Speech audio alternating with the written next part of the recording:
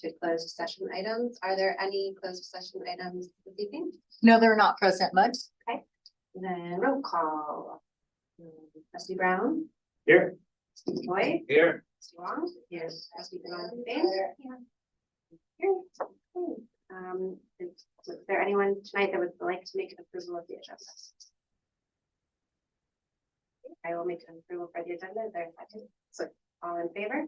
Aye. And public statement related to agenda items.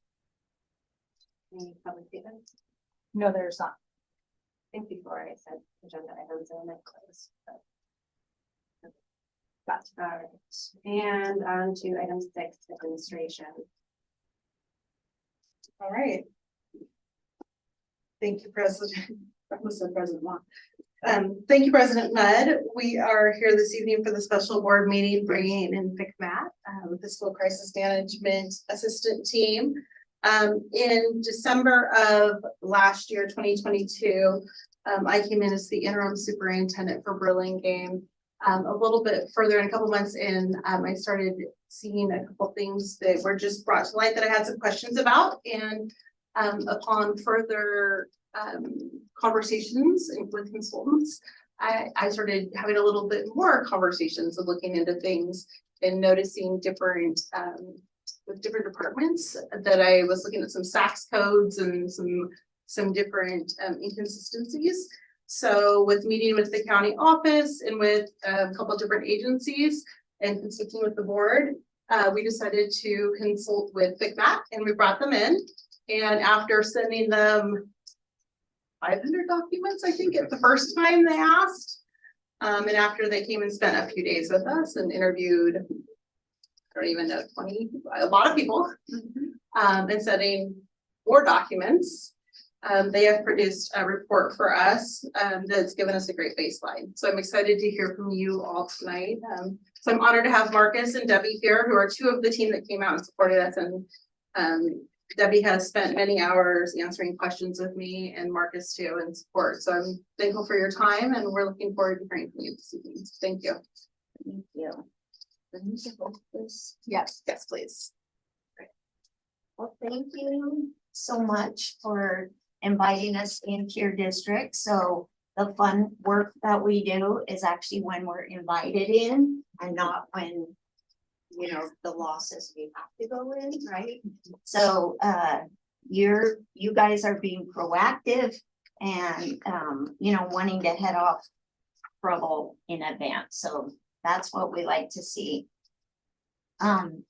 So my name again is Debbie Reed Miller. My colleague is Marcus Weirwick, and we are both intervention specialists with FCMAT. So FCMAT was established by the legislature in 1992 in a response to a school district going bankrupt. So the state created our agency. We are an independent agency of the state. Kern County Superintendent of Schools is our administrative agent, which means that they process our payroll, our AP, and that type of thing. So the scope of work for this assignment was very extensive, right? We did the FHRA, we did the, which is a fiscal health and risk analysis. So sorry if I talk in acronyms, I'll try not to. We did the multi-year financial projection, and we looked at processes and procedures in business and HR. So our field work, as the superintendent mentioned, we actually did field work several months ago, was July 31st and August 1st. When we visited the district, we talked to, yeah, at least 20 folks. And the report is a result of those conversations that we had during those 2 days and the documents that we received from the district. So 4 months have passed, right? So I know that you guys have additional information that we didn't have, but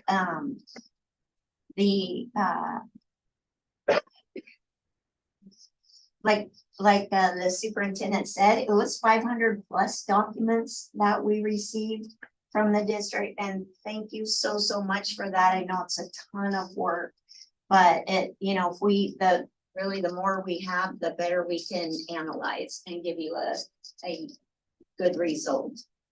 So one thing I want to mention is that our report is written in a deficit model. So we typically only talk about things that need improvement. We don't give you a lot of pats on the back for everything that you guys are doing well. And there's plenty, right? But we don't mention that. So I'm sorry if it feels like we're just beating you up, because we really don't mean to. The one other thing I want to mention is that the MYP truly is a snapshot in time. So it's based on the information we have at the time that we prepare it. So, and it's based on certain assumptions that are, from the state budget or may revise. So your 23-24 adopted budget was built in May and adopted by the board in June. That was based on the May revised budget estimates. So we had the benefit of having the state budget was already adopted. So now we have new assumptions. So as board members, when you see those MYPs at your budget development, your first interim, your second interim, you should expect changes to those. If you saw expenditures and revenues staying flat across all of those reporting periods, you should be asking questions. Why would everything remain static? Because that just doesn't happen, right? The assumptions change, your decisions are going to affect what goes into the budget. Staff members coming and going affects expenditures. So you should expect changes. Also, I know that we did an exit interview with the superintendent at the end of the second day. And I know for a fact that she got right to work on some of the recommendations that we gave her in the exit meeting. I don't know if I was even in my car yet when I was CC'd on an email that the superintendent sent to the county office to begin trying to fix some things that we mentioned to her in that exit meeting. So some of the things that we may talk about tonight might already have a fix that is being worked on. So, and then also you have a fairly new superintendent, you have new cabinet members, a whole different fiscal staff. So we felt like during interviews that the certain processes and procedures had eroded over time. That doesn't get fixed in a day. So I know those things are being worked on. So we're going to talk first about the fiscal health risk analysis, even though it is the last section of the report, but I'm actually going to cover it pretty briefly unless you guys have some questions. But most of the stuff that we talked about in the fiscal health risk analysis, we do go into more depth and detail in the other sections of the report. So the fiscal health risk analysis is a tool that was developed by FCMAT based on our 30 years of working with school districts that have fallen into fiscal distress. So there's 132 yes or no questions across 20 different areas. And these questions are based on what FCMAT has seen in school districts that increases their risk of insolvency. So what we're looking for is a yes answer. So the way the question is worded says, does the district do this? We're hoping we can say yes. If we don't have the evidence and we mark no, Then we write just a short summary of why that answer was no. And any no answer is going to increase the score. So the higher the score, the higher the risk. The questions are weighted, and also each section is weighted. So some questions answered no might have very little effect on the total score, but some questions with a no is going to increase your score further. So the tool is available on our website. So any district can go download that tool. You guys can use it, you know, to measure your progress towards these things. When you know, pick an area that's a high risk area and start working on that area. Maybe a year from now, go back and do that analysis yourself and you know, watch that score improve over time. So we did base the score based on interviews. So what we heard from the various staff members that we interviewed, document review, like I said, over 500 documents. And then we looked at the district's 23-24 budget and 2 years prior. So that was the period we were looking at. So the district did end up with a score of 55.6%, which is high risk, which just means that certain processes and procedures are not in place, and those things, when they're not in place, are often seen in districts that have trouble. So the areas of highest risk are in the budget development and adoption process, the budget monitoring and update process, the internal controls and fraud prevention and position control. I think every one of these is covered in a lot of detail in other sections, so I'm not going to go into a ton of detail. But in the budget development and adoption area, we found that industry standard assumptions were not being used and they were not being communicated to the board. So what we would want to see, well, one example is CPI. So expenditures, cost of goods is rising, right? And a lot since COVID. But when we see expenditures flat between, you know, in your MYP, as though you're going to spend the same amount for supplies each year, that's kind of a red flag because that's not very realistic. So we want you to use those industry standard assumptions, and we want those assumptions to be communicated to the board, because you need to understand how's the budget being built and what are we looking at in the out years. And then when we come back to you at the next reporting period, how has that changed from the prior year or from the prior reporting period? So, you know, at budget adoption, we said salaries were going to be this, but now they're this. Why?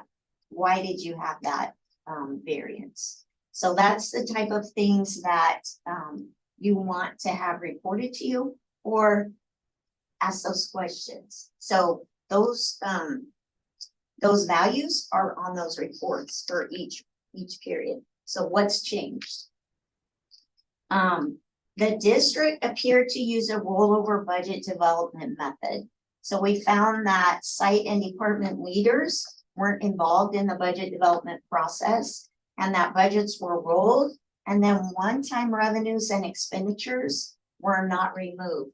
So if your 22-23 budget was just rolled to 23-24, and one-time revenues and expenditures were not excluded from that budget, you don't have a realistic budget. So I think that covers that, and we'll talk some more about that later. So in the area of budget monitoring and updates, even at second interim, which is actuals through the month of January, in some categories, your actual expenditures to date exceeded the projected budget. So that's a red flag that you as board members could look at. You know, does that make sense? Well, 50% of the year has gone by. Does it look like we've spent 50% of the budgeted amount? Or we, at least in the ballpark, it's never gonna be exactly 50%, right? Because sometimes we have expenditures up front when you're starting school, you're buying supplies. So it's not always perfect, but it's kind of a good gauge, especially if you're already overspent your budget. Something, you know, something's wrong there. Again, at interims, your board presentations did not include all the pertinent assumptions and did not include explanations for increases and decreases. We'll talk in a lot of detail about purchasing and spending controls. And then the district's second interim report was filed after the due date. So that was a risk factor. So in the area of internal controls and fraud prevention, the financial system access was not updated regularly. So I know that the superintendent got on that immediately. And what we found when we were here was that you had at least 4 staff members that could initiate and complete an entire process from beginning to end. So we're not saying that we suspected fraud and we did not go into that in-depth analysis, but it provides opportunity. So you know, if someone has the need and the opportunity and they can rationalize their actions, that's when fraud happens. If we take away that opportunity, then you reduce the likelihood, right? So we're not saying that we saw anything that indicated that fraud was happening, but that there's a potential there because that control was not in place.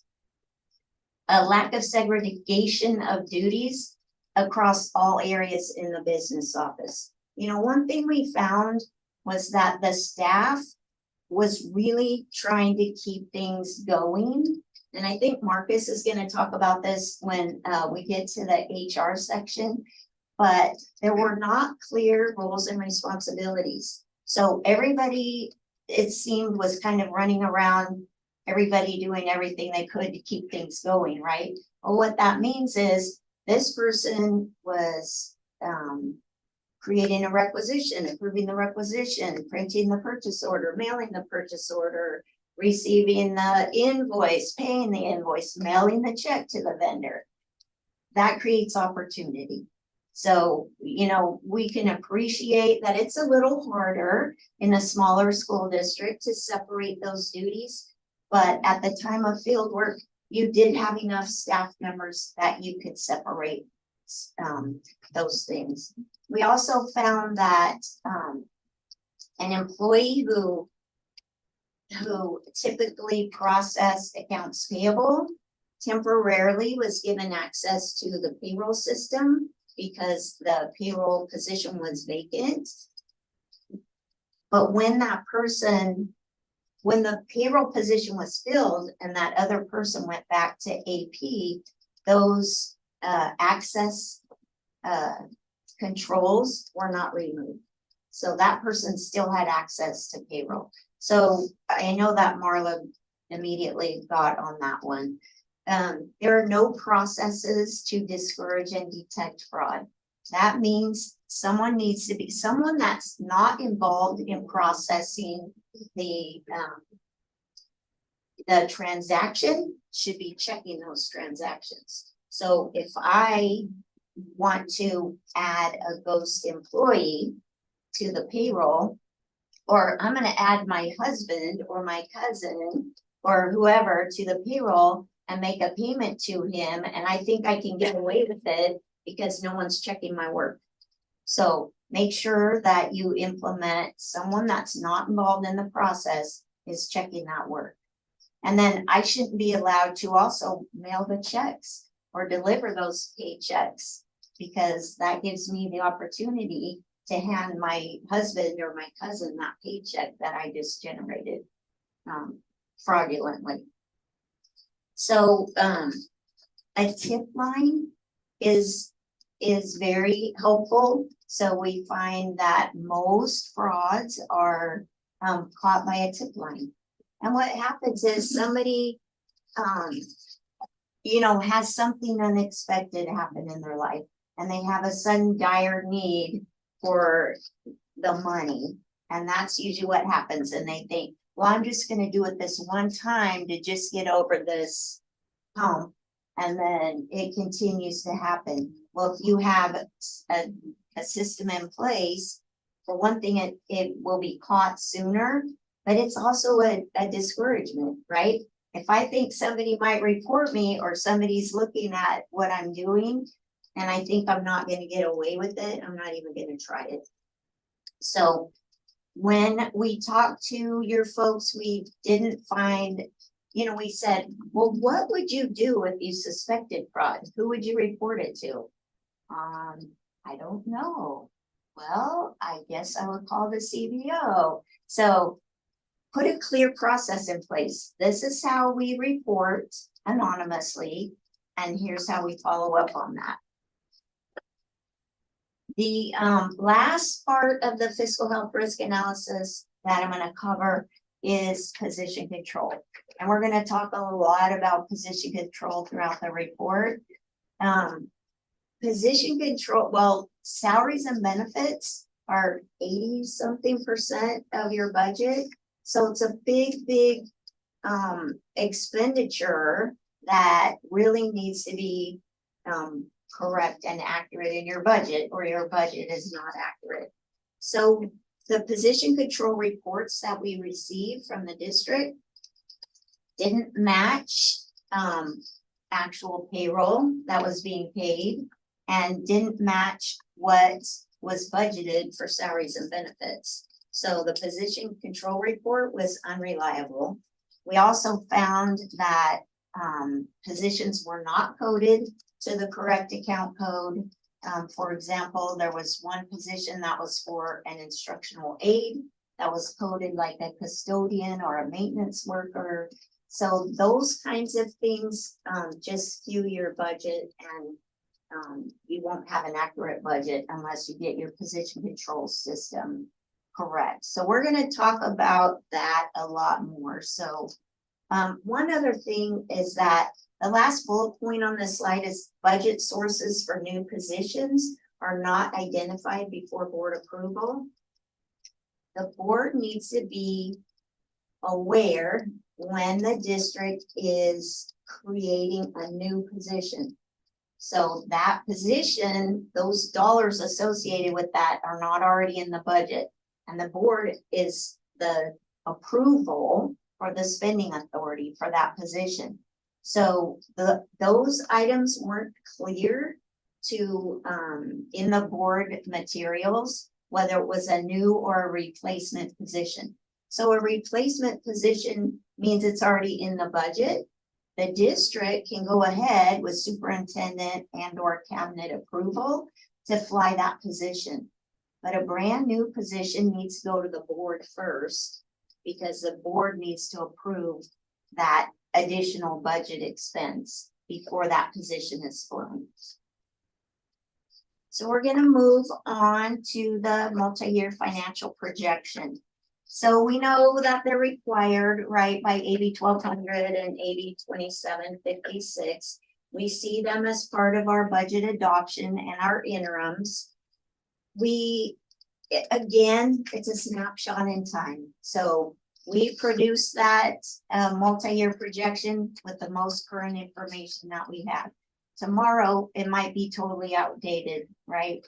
I expect that the first interim report that you see next week, or whenever that's going to be presented to you, is probably going to be very different from ours. So your current CBO has information that we didn't have 4 months ago, right? They're working off a whole different set of assumptions.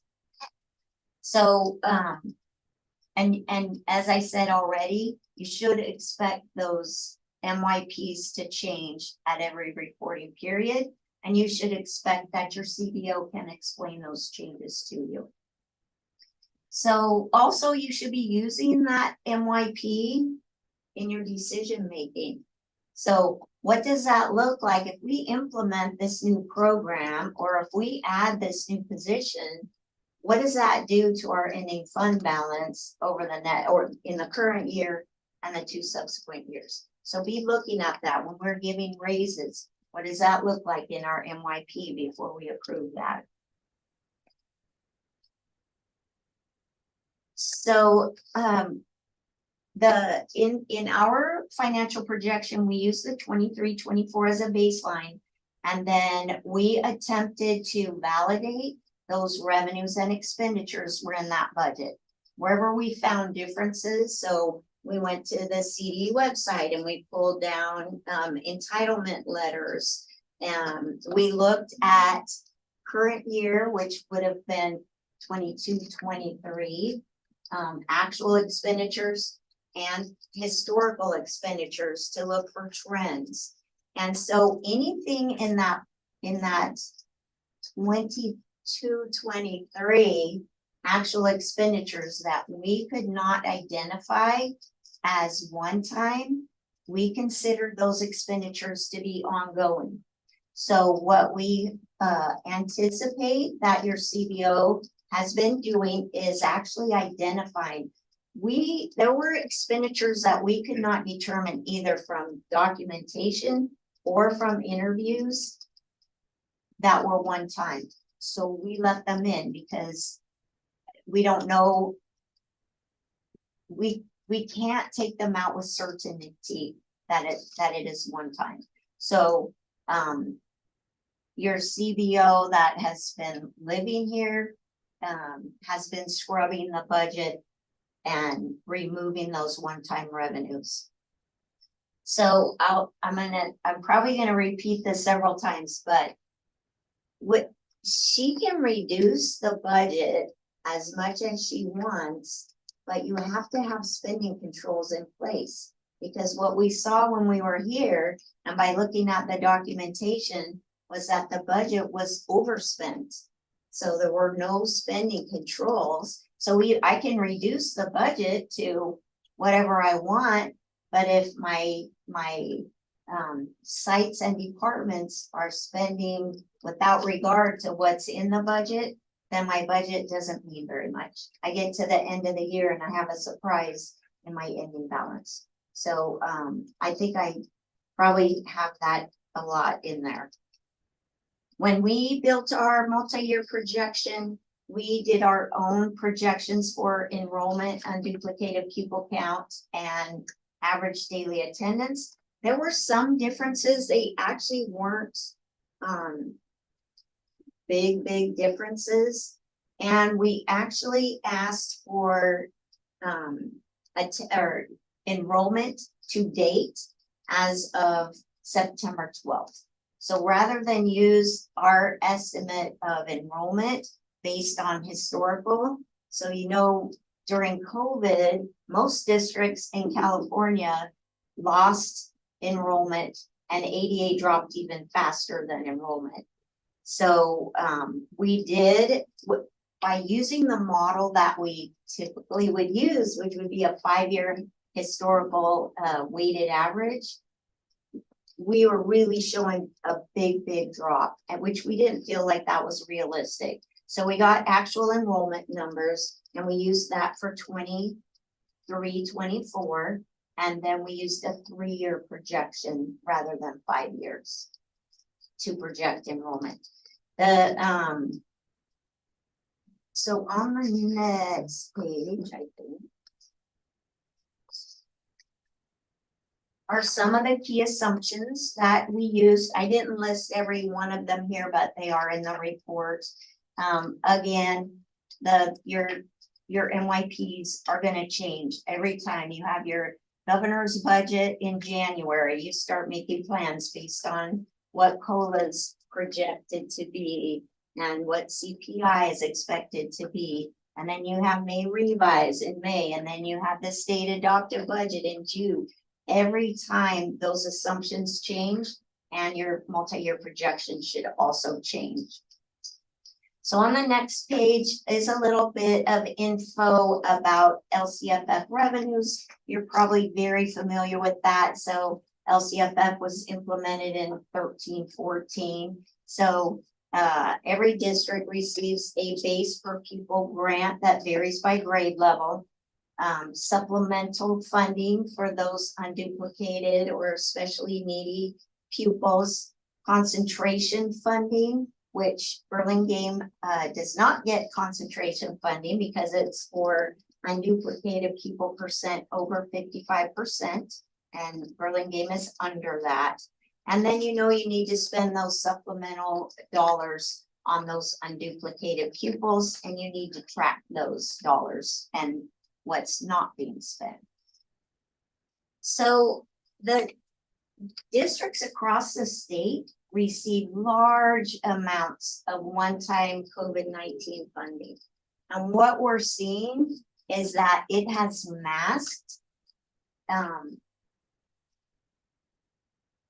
deficit spending, operational deficits, because what a lot of districts have done is taken ongoing expenditures and just moved them to the COVID funding sources. So now that those sources are going away and expiring, now what do we do with those expenditures? Can we truly cut those from our budget, or have they become ongoing and we need to move them back to unrestricted? So, I think what has happened is people have gotten used to this level of spending, right? We had all those COVID dollars, and now we have to adjust when those COVID dollars are gone. So make sure you're tracking those deadlines, you're tracking reporting requirements, and when those funds are ending, and what is the plan for those expenditures when those revenues are gone. So enrollment projections, again, like the multi-year projection, we're building that enrollment projection based on what we know today. Well, we don't have a crystal ball, so that what we think today could change tomorrow. But we did look at current and 5 historical years. We did use a 3-year average rather than a 5-year average because the district had a very big drop in enrollment between 1920 and 2021. So to continue that decline was not realistic. And then your ADA was based on a historical average, ADA to enrollment, so attendance to enrollment, and then your unduplicated pupil count also was based on a percentage. So the next page just shows you the historical and the projected numbers. So again, you had between the years of 13-14 and 19-20, the district enrollment increased an average of 1.49% each year, but then declined an average of 2.41% since 19-20. So again, we didn't want to continue that steep decline because we were seeing in Burlingame it was starting to recover. So we also added in our projection some additional TK pupils for the expansion of the grade level that's allowed for TK. And then the district used 23.02% for its unduplicated average, which was higher than any of the last 5 years. And so FCMAT in our projection, we used 21.86, which is a weighted 5-year average. And then the district used 97% attendance rate, which again was higher than any of the previous 5 years. FCMAT used 95.75 enrollment to attendance. So there were some slight differences. On the next page, it shows you what those differences were. for enrollment, funded average daily attendance, and the unduplicated pupil percentage. And then what that, the resulting LCFF revenues were. So in 23-24, it was a reduction of $421,000. In 24-25, a reduction of about $374,000. And in 25-26, it was actually an increase of $717,000. So the next page is actually very busy, but I was trying to condense. The report shows more detail, but I was just trying to condense the differences. So in the first column, you'll see the district's adopted budget. The second column is the adjustments that we made. And then in the final column was our budget. And so we used our 23-24 budget as the base for building out the 2 subsequent years. And again, the details of the adjustments that we made are in the report. We would be here all night if you wanted me to cover each one.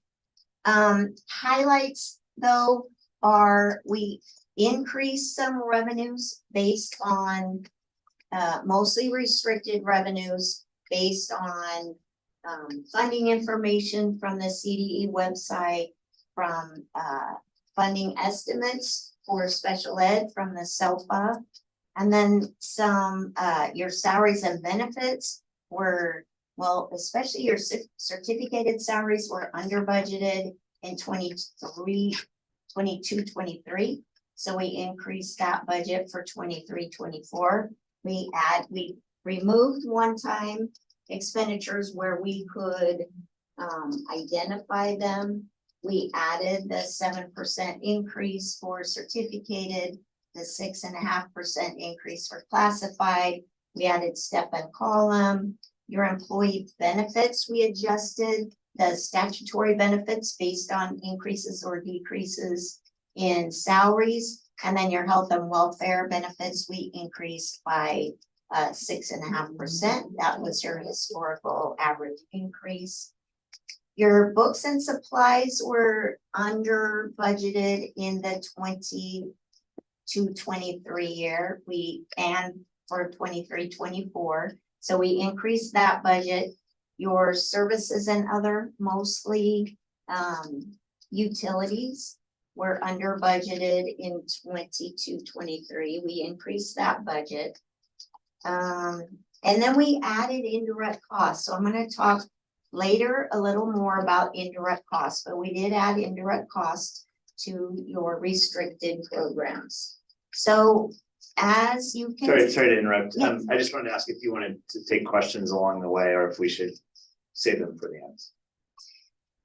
I feel like I might answer some of those questions, but Okay, yeah, no, absolutely. I could, if you want to ask a question, I could say, I'm gonna address that later. Well, I was going to ask a question about the books and supplies because this is obviously a very important slide and analysis to get to the baseline.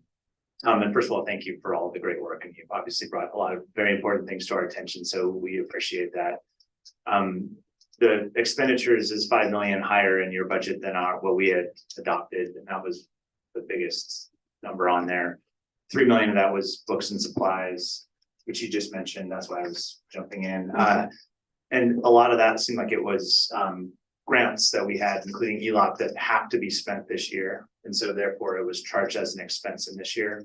And I'm trying to understand if I should think about that as a true expense, or is that just us expending a grant as it was intended? I mean, it's not an ongoing thing. It's we're spending it, and perhaps it displaces some other spending that we might have had somewhere else. So I want to understand if that's really 3 million higher, or is that a sort of conservative way of looking at it? So I think in the unrestricted budget, our increase was somewhere around 1 million. And that was based on what was actually spent in 22-23, adding, subtracting any one time that we could identify and adding CPI to that. On the restricted side, typically, school districts will budget, here's all my revenue that I am expecting to receive on all those different restricted programs. And typically, we budget that expense in the same year. I know that some of those COVID monies where we knew that we had 3 years to spend them out, and we couldn't possibly spend it all in 1 year, and the district had a plan. Here's how we plan to spend those monies. Those were put in the 3 years of the MYP. But definitely some of that expenditure may not happen in the current year as long as those funds are allowed to be carried over.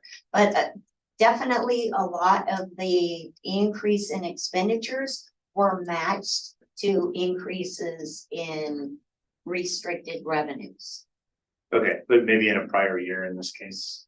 Yes, we did find that in some cases, expenditures were made in 22-23 to programs that had already expired. And so when the books were closed, those things had to be transferred out either to another restricted resource or to the unrestricted resource. Okay, thank you. I'm just asking because it seemed to be the biggest driver in the difference. Yeah, so typically it's very common for school districts to budget in the current year. We're gonna spend all our restricted dollars. That's common. Okay. Unless there's a plan that says we're gonna spend here, here, and here. Okay, thank you. And then you'll see, so one of the big changes that you guys should always expect to see at budget adoption, we don't know what our carryover is gonna be. So we budget current year revenues, right, for 23-24, let's say.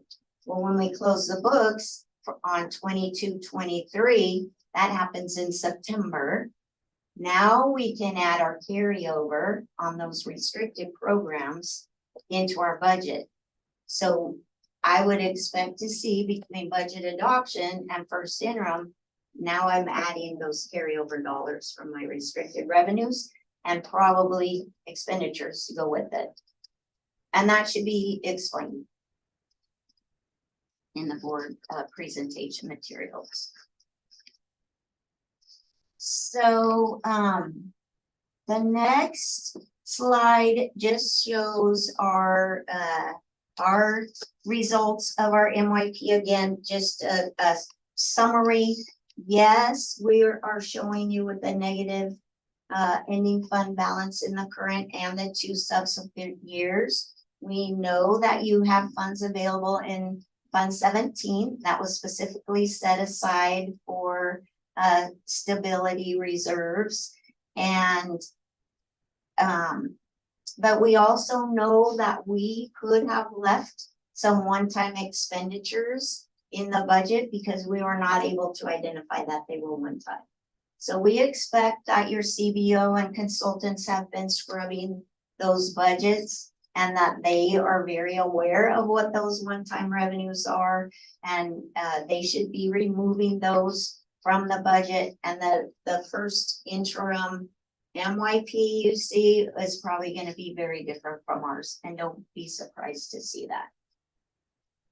So, but again, you've got to implement those spending controls. So we're going to talk later about purchase orders and some other things, but it seemed the impression that we got was that expenditures were just routinely approved. So we saw budget lines that were overspent, so there was no stop. Like, you want to spend $500 from this budget, but you don't have any money left there. So either deny that expense or find a different pot of money that you can use. Okay. Because like I said, you can make your budget whatever you want it to be, but then you have to live within that budget. So, and then, get your position control system in order, which I think is already being worked on too. So Um, so recommendations on your multi-year financial projection, develop a fiscal recovery plan as soon as possible. So I know you're looking at first interim, like I said, your NYP will probably look very different. So the number you're looking for is probably not gonna be the number that we presented, right? When we need to think about reducing expenditures. But you need to adopt a budget and NYP that eliminate deficit spending. And then, again, if we were not able to determine that an expenditure was one time, we left it in as ongoing. So some of that, our NYP may look worse than what the actual NYP is gonna look like. So your enrollment projections, it looked like you had a very good handle on current year enrollment. So I think you start doing enrollments for the next fiscal year pretty early, like January or February now. Yeah, and the spreadsheet that we received from the district was pretty detailed. It was by grade level, by school. It looked like, that's why I felt pretty good about relying on the district's number for 23-24 enrollment. So instead, again, if I had used our normal model, we would have seen enrollment decreasing. So we used for 23-24, we used the district's actual numbers that they gave us as of September 12th, I think. But going forward, we weren't able to determine what type of methodology the district was using to project outward. So they had a pretty good handle on current year, which really would be the next fiscal year, right? But what were they using to project out? We could not determine any kind of a methodology. So make sure that the methodology that's being used is realistic for projecting future enrollment, ADA and UPC. So continuing on, monitor and project revenue and expenditures using the most current information and assumptions available. So again, we found that that was not always the case. And, we don't always know in May what our revenues are going to be on a lot of those categorical or restricted programs. But we get that documentation, usually by December. So by first interim, you should have a pretty clear picture. To your point too about some of those restricted programs, the state, we thought we were going to get one amount at when our budgets were built. And when the state budget was adopted, they pulled back some of those funds. So your district didn't know that in May. So when we adjusted some of those revenues, it was due to that. The fact that when the state budget was adopted, some of those funds were reduced. So the district needs to keep on top of that. And, we asked actually for revenue projections from the SELPA. The district was unable to produce those for us. And we actually were able to go on the San Mateo County Office website and find those. So the district either just needs to ask the county for them, the SELPA for them. And, the same goes, the CD website, the California Department of Education publishes a lot of those schedules. So the district just needs to keep up with checking for those updates and then keeping the budget updated. So I think I mentioned this already, but we found expenditures being made to resources that had already expired.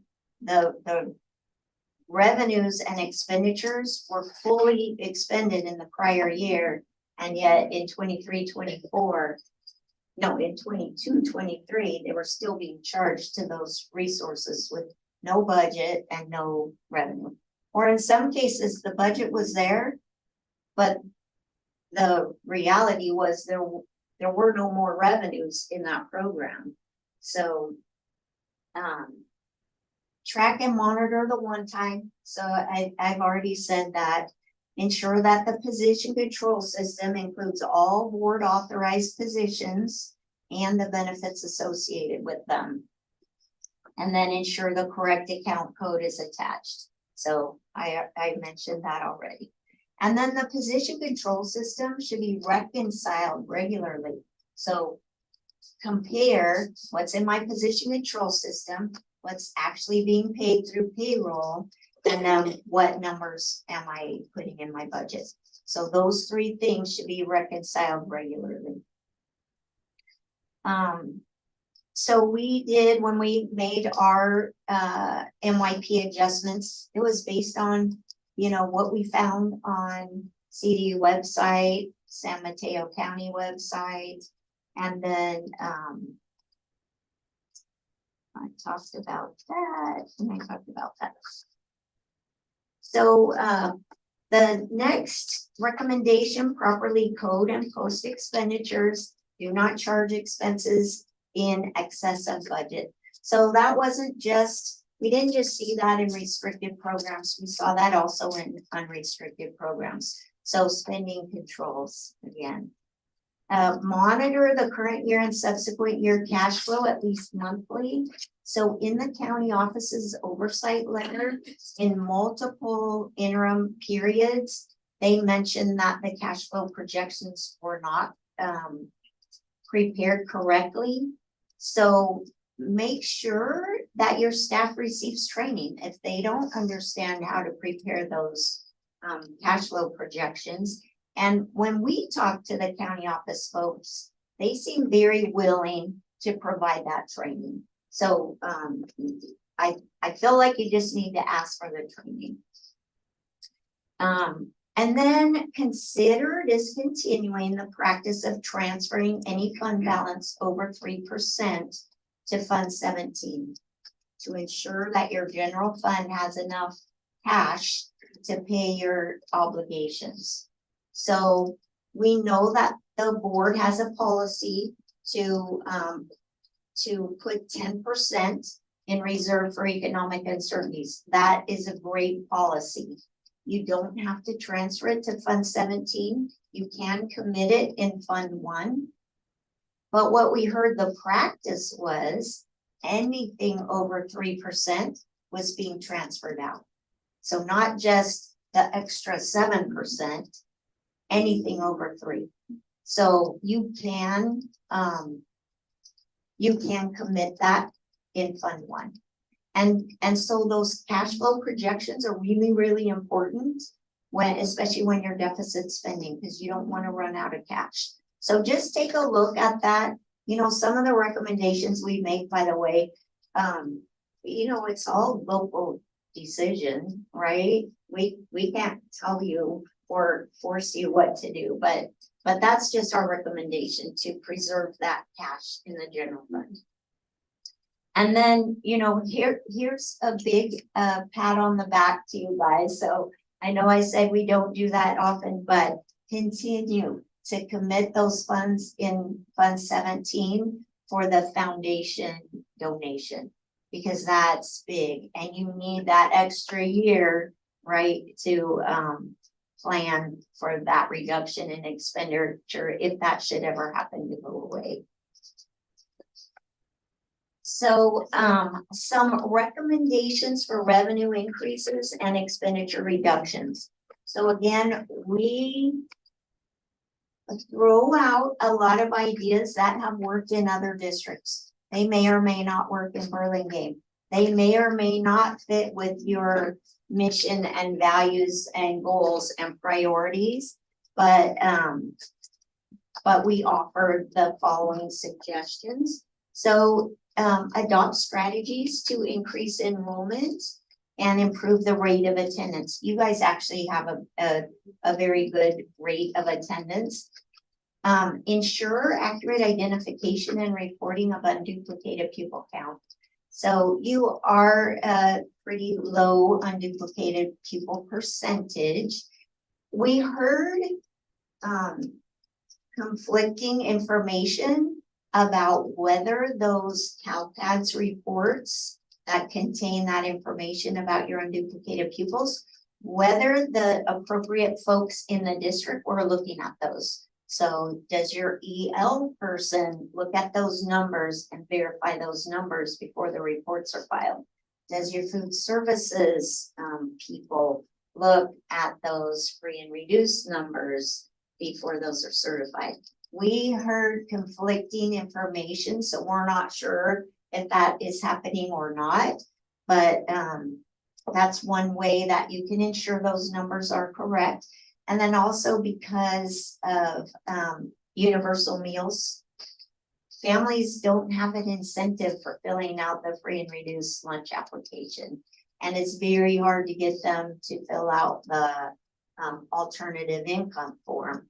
But, you know, communicate, educate your parents on why it's important for the district and what types of programs are being improved with that additional revenue. We recommend that you charge each restricted resource and fund the full indirect amount. So indirect costs are basically kind of like overhead. Think of it as overhead. The rate is approved by the CDE every year when you file your unaudited actuals report.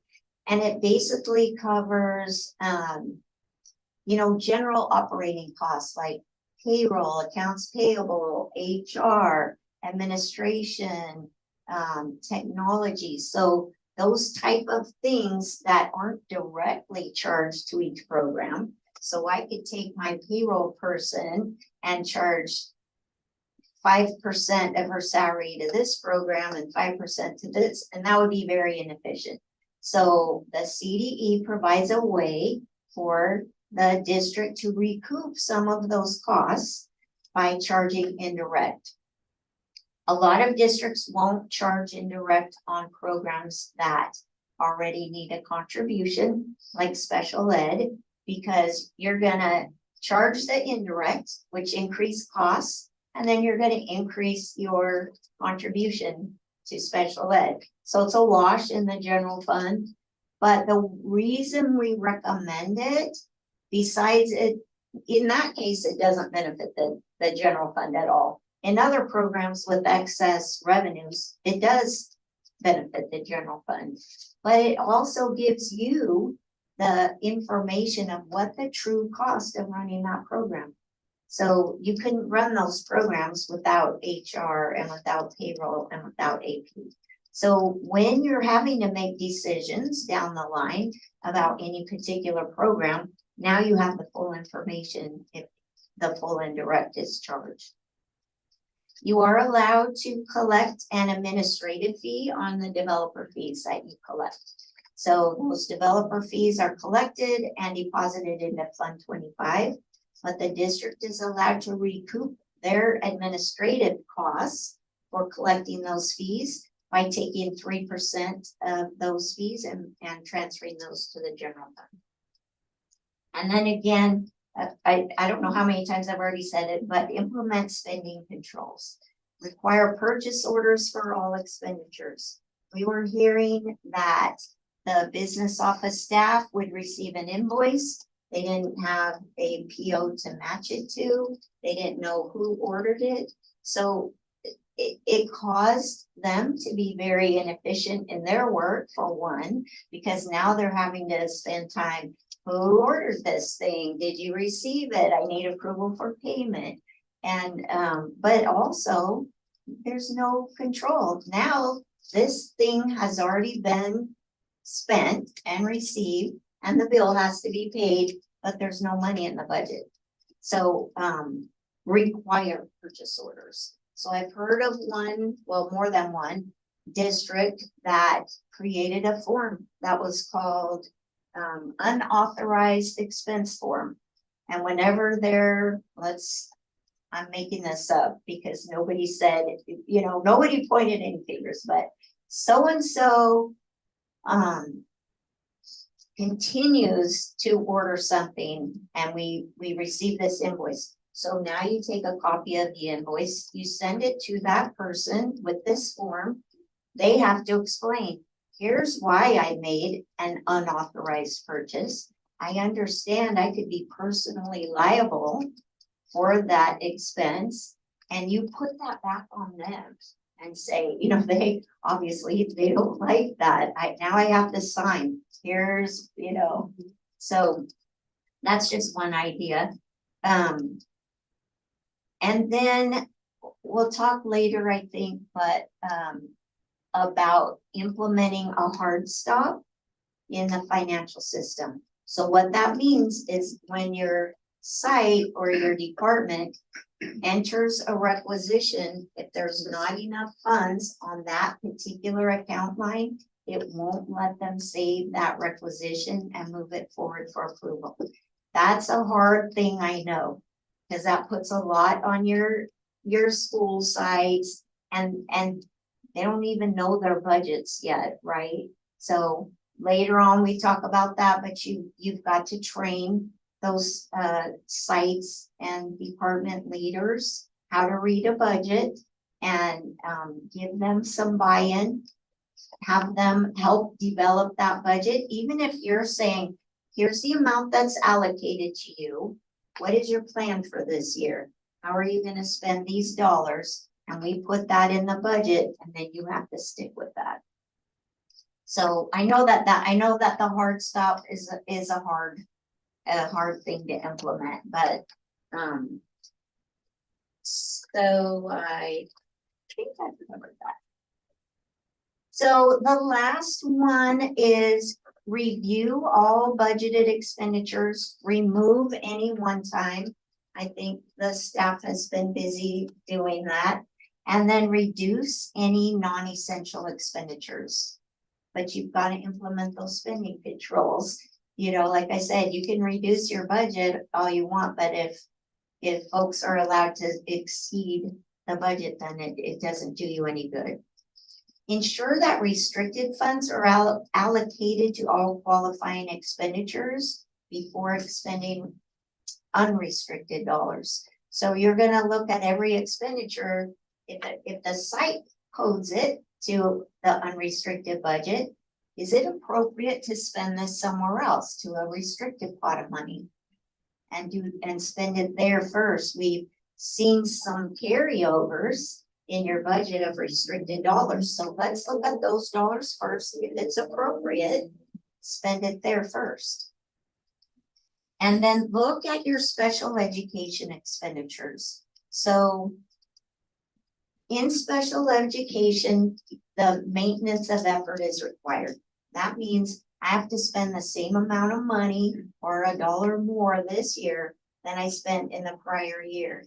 And if that is allowed to keep growing unchecked, then it gets out of control pretty fast and you're making some very large contributions from unrestricted. So take a look at some one-time expenditures. If you have very costly student, or even if you had a very senior special ed teacher that was at the top of the salary schedule that retired, and you replace that teacher with a brand new teacher that was lower on the salary schedule, you can take that savings and use it to reduce your maintenance of effort. And that's an ongoing savings. So May I ask you a follow-up on that? yes. Does private tuition count in that same fund then? We would have to spend the same amount? Yeah, if even you're those spending kids that graduate out of our district finance rate? Out of special ed. Yeah. Yep, if you're spending it out of the special ed resource. Okay, But, Non-public school, not private school. Yeah, non-public school. that's what I'm referencing, yes. but you're saying that if there's a reason that we can reduce it, that's allowed. Yes, Okay, so like if someone graduated or moved on to high school, then that's a reason that we can yes. reset the base that has to keep growing. Exactly, Okay. yeah. And there's a process for that when you close the books. Okay. Okay, moving on to operational processes and procedures in business services. And I might have already talked about a bunch of this, but provide your business services staff with training on budget development, multi-year projection preparations, cash flow projections, SACs, and basic school accounting principles. So I know you have a whole new staff, but when we were here doing interviews, we got some blank stares from folks when we were asking questions. So it was pretty clear that there was not a good understanding of some of this stuff. And with the turnover that you've seen, it's really important that you have ongoing staff development and training. Implement a process to ensure that school and department managers are involved in budget development. So they'll have buy-in to their budget. They'll have a better understanding that resources are limited. There's not a bottomless, bag of money. So here's what you are allowed to spend. Now make good decisions. What are your priorities, and allocate those funds. So it gives those managers buy-in to the budget. They understand that those funds are, did I just go off? Can you hear me? Batteries. The batteries died. I took up too long. We have extra batteries. We need it for the streaming, otherwise they can't hear it on the. Too long-winded. Oh, start.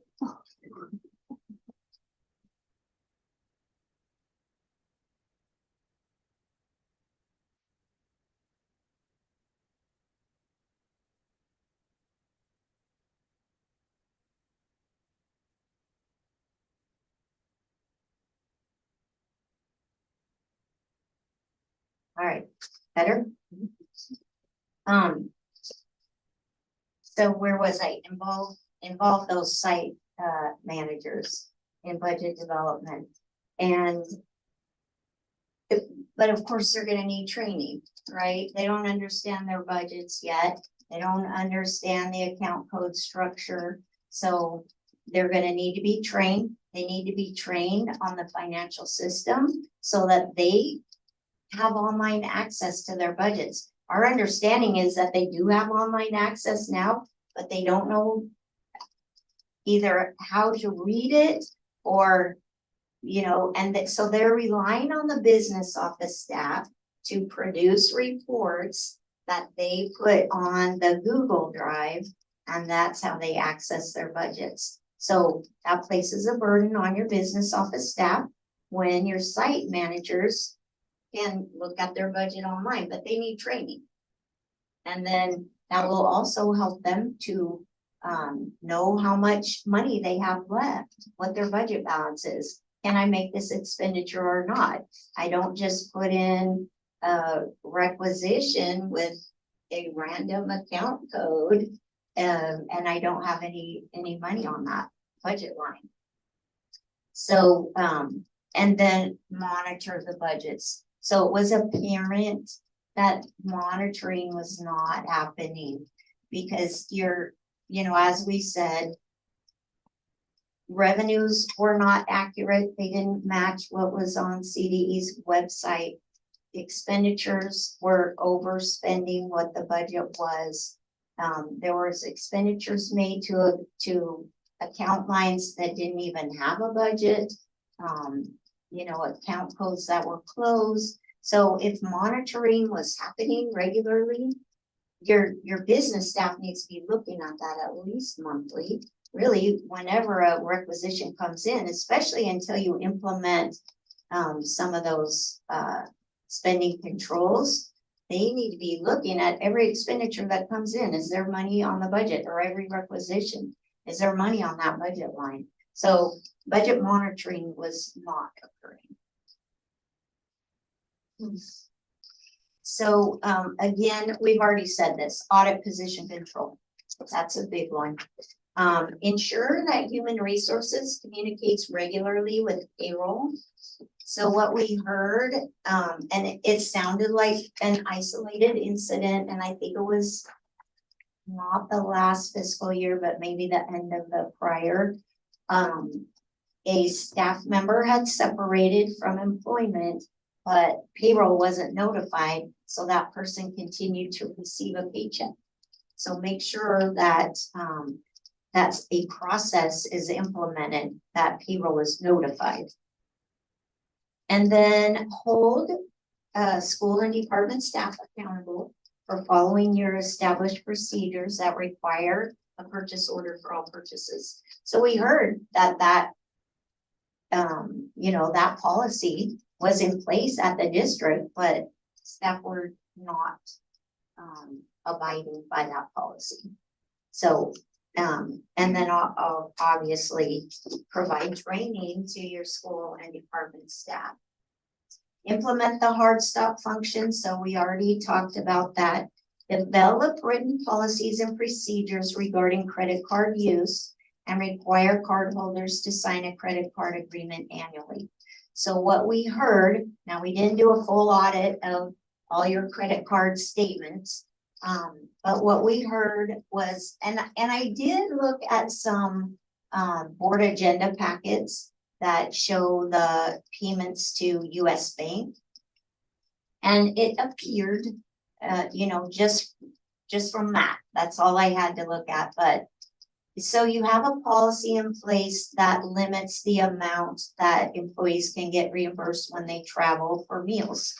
But meals were being charged to the cow card that were more than those limits. So by allowing employees to use the cow card for things that shouldn't be allowable is causing you to spend more money than you should be.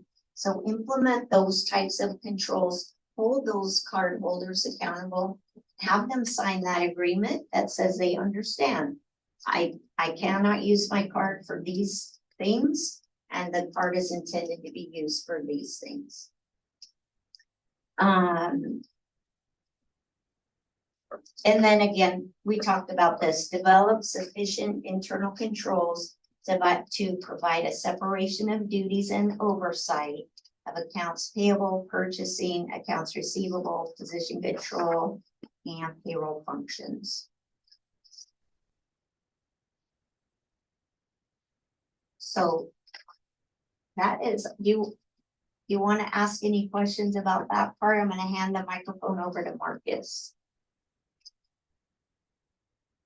All of the report you just did, Pardon? about everything that you just. Yeah, said? or do you want to wait until Marcus is done? So you guys wanna ask questions right now? No? Yeah. Okay.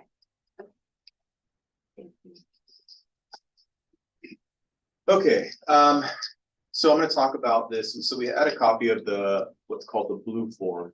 And we actually did a snapshot of that and it's in the report. So kind of one of the things that immediately came out with us is, you know, well, why is the blue form? It's written, it's a piece of paper, right? How is it tracked? How does it go somewhere? And especially because the blue form is tied to personnel, right? And so as we were interviewing staff, even staff even indicated, hey, multiple blue forms for the same position have been sent out. And so it looks like, although you're recruiting one position, there's multiple blue forms out there. So then when that comes back to HR, well, then HR start recruiting for the local positions, even though that's one position, right? So that's somewhat of a concern, because now thinking that you're going to be recruiting for, you know, let's just, for example, use a teacher. If you're recruiting for one teacher and all of a sudden the day comes up and you have 4 for the same position, right? So that was a concern for us. It was also a concern that staff weren't being trained on it. There was a new individual that was with the district and she had no idea what the blue form was. She had no idea what it was meant for or anything like that, which again, if you know, when you have new management into the organization, you need to be training them as to your internal process procedures, especially when it's related to personnel, position control and personnel, right? We make a mistake with positions, right, where we overhire. We only have one time in the year where we could reduce. So if we hire with outside of that period, you bought that person or that position for that following year. The recommendation that we had, cabinet should be discussing, or executive staff should be discussing every single position, even if it's already existing and are we going to refill it? Do we need to refill it prior to anything else moving forward? Do we, if we're looking to reduce, could we reduce by attrition by just simply not filling that position? Right, or is it a requirement that we need that according to, the district strategic plan or anything of that sort? Best case would be for you to, if you at all possible, to automate that form. Right, so because what we saw was when they're writing in on the blue form the account string, there's a lot of manual entry, and if you're, that account string is like 26 digits. Right, and that's assuming they're writing the right one, that somebody can read everybody's handwriting. I initially started handwriting my notes, and I realized I can't read my own handwriting. So imagine if that's going through multiple people throughout the district, right? That's a concern, because then as it gets in, if bad data goes into the system, what comes out? Well, bad data comes out for your reporting mechanisms in terms of how things are billed and so on and so forth. So the second to last recommendation is work with your county office of automating that blue form process. If the county office doesn't have anything of that sort, then talk to them. Is there something else that you can provide where it could be automated, where here's a process where it goes to cabinet, to executive staff, to cabinet, to the business office, to HR, to the site. So there's an actual standardized process with that. And it's automated, right? It's just not just some form floating out there, and so on. So we talked about, Debbie briefly mentioned this about onboarding and offboarding. So we'll talk about onboarding first. When we go into districts and districts that are organized, when employees come through the front door. Hey, I'm here to do my new hire paperwork. There's standard lists that you have to go. Like there's things that we need to go that are legally required. Right, here's FMLA power, your Family Medical Leave Act information, here's workers' comp information, here's your salary, here's your contract. But we didn't see that standardized list. And so what we started seeing as when we looked into some recent new hire packets, not all steps were completed. So documents weren't signed. Maybe when that leads us to believe, well, if documents aren't signed, is information not pertaining to important things about the district not being reviewed with the employee in a timely manner. That's a concern, because that's their first exposure to you as an organization. And if you're not giving them all the required information or the expectations, if you will, within the organization, you're already setting the tone within the organization that, hey, look, we kind of do things here, we kind of not do here, and employees talk, right? Did you get this form? Did you get this benefits form? And so on. And so then that you're leaving the employee with more questions than what they, than when they even came through the front door. A huge issue which we pointed out, which we believe this was with the previous administration, was clearances were not done correctly. When I mean clearances, Department of Justice, fingerprinting, as well as tuberculosis. As a practitioner, I would be more concerned about the fingerprint process than I would be the TB, right? Because there are other avenues that you can go with that. That's a huge, that's a liability that you have to actually place on yourself within the organization. If you're hiring somebody and you're not fulfilling your due diligence to ensure that fingerprints are cleared according to the policy that you guys have set forth. The concern though, although this happened with previous administration, are there processes in place, i.e. an onboarding checklist, to confirm or to ensure that this doesn't happen again? Right? Because without the process in place, if somebody else comes through the door, will you just revert right back to what you were doing previously? Does that make sense? Similar to the offboarding process, and Debbie mentioned this before, we heard that some departments weren't notified when employees were separated or had been separated with the district, which means that they could have been continued on the payroll status. That also meant, did they still have access to the student information systems here or financial systems within the organization? Again, that's another red flag for us to see, when we come into an organization and say, hey, who's so-and-so? Oh, they haven't been here for a year. Well, why are they still on your approval list for access to your financial system or access to your student information system? So that is, kind of some basic things. So with these checklists in mind, and when we put these together, it's to ensure that those things are being completed when an employee enters into the organization and the employee, exits the organization. We like to see also signature lines, so we know who was going through these, who was reviewing all these documents and process procedures with the employee. And then the employee signature line indicating that they've received and they've gone over all these things, right? So from an HR standpoint, you're kind of keeping people accountable by ensuring that things are being done correctly. And here's the checklist to ensure that nothing has been missed, right? Without a checklist, you're just kind of assuming, hey, maybe the printer jammed. But if you're going through and, hey, I should have 53 items that I have to go over, and there's 47 of them, well, did the printer jam or did I forget some of these things? Job descriptions.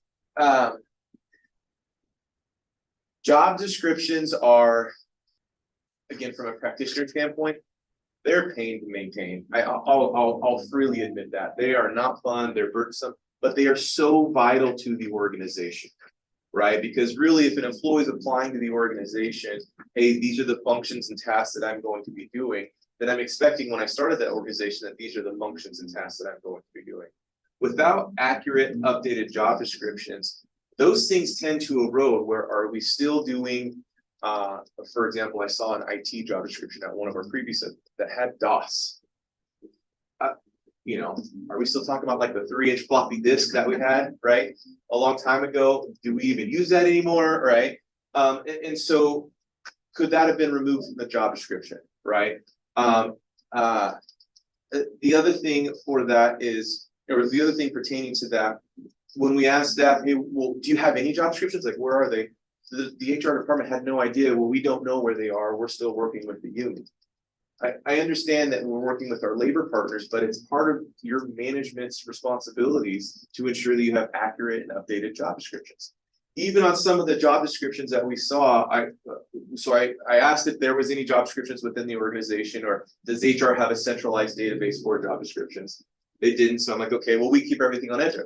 Okay, great. So I went to EdJoint. I'm seeing duplicate job descriptions. I'm seeing revision dates that didn't match, or no revision dates, meaning like, has it gone to the board for final approval or review from you as the trustees of the organization?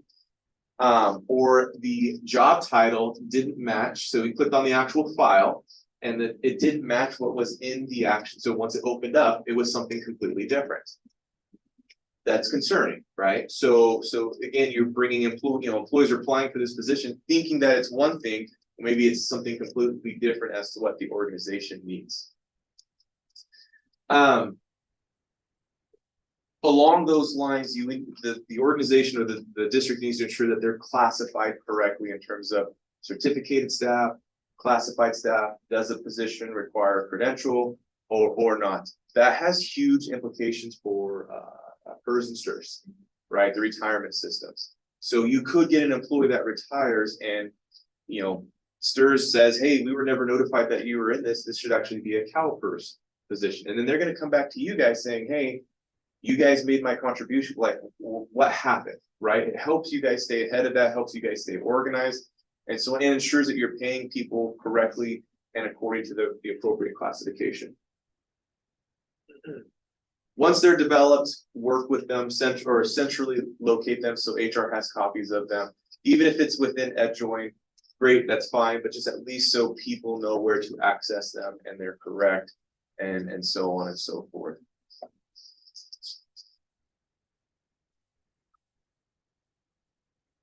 Salary schedules. What people don't understand that if a salary schedule has not been approved by the governing board, right, it could be considered a gift of public funds, right? You're the governing authority for the organization. And so when we see salary schedules, initially when I pulled your salary schedules from the website, it didn't have any date as to when it was board approved. And so then in asking staff, I said, hey, how do you know that this was board approved?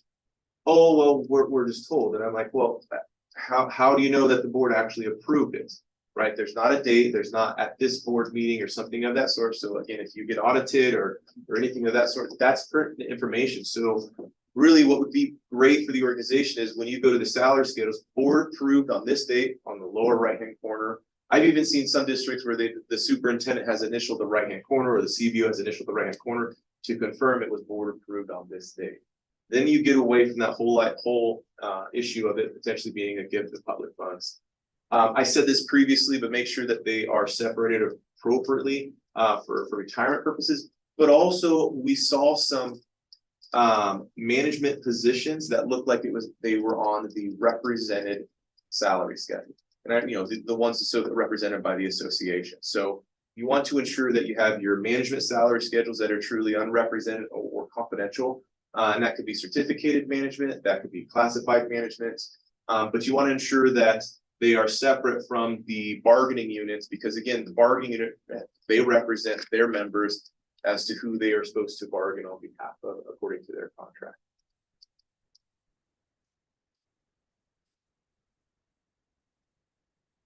Every year we get to do this wonderful thing called bargaining in our organization.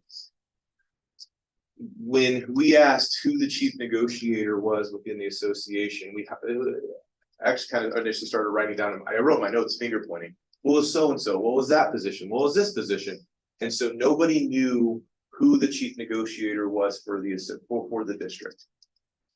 It was in some job titles, and then it was removed in other revisions, so it was still unclear. So why is this important? It's important because there's a lot of preparation that needs to go into collective bargaining on the management side. And if that individual doesn't know that they're supposed to be they're not the chief negotiator for the association, then that preparation is not being done. And so the last thing you want is when you go into negotiations, you want the district being unprepared for what they need to do to work with the labor partners.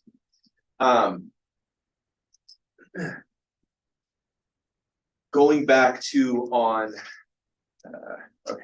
moving forward. So that would be something that I think needs to be clearly identified, whether it be the superintendent, and it could be even the designee, or all of executive cabinet members participate or something like that. But it just needs to be clearly articulated in a job description so that individual knows what they're supposed to be doing. They have time to prepare.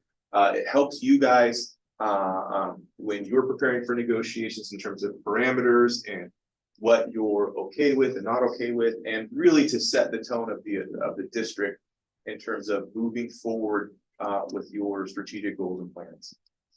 Lastly, we like to see budget training done for labor partners, right? I understand that they're going to get respective training from their associations or with California Teachers Association or CSCA. But what kind of training are they getting from the district in terms of, hey, this is what we're putting into our plan. This is our LCAP. This is how we're developing our budget. This is what we think is going to happen. It's educating them so they are more aware of issues that are facing your district, right? It's more local to you guys. So we prefer to see training done with the associations, with you guys, and so on, specifically to budget. They're complicated, they're difficult, but you've got to be able to articulate to them so it doesn't look like you're just pulling something out of left field when you're issuing a proposal.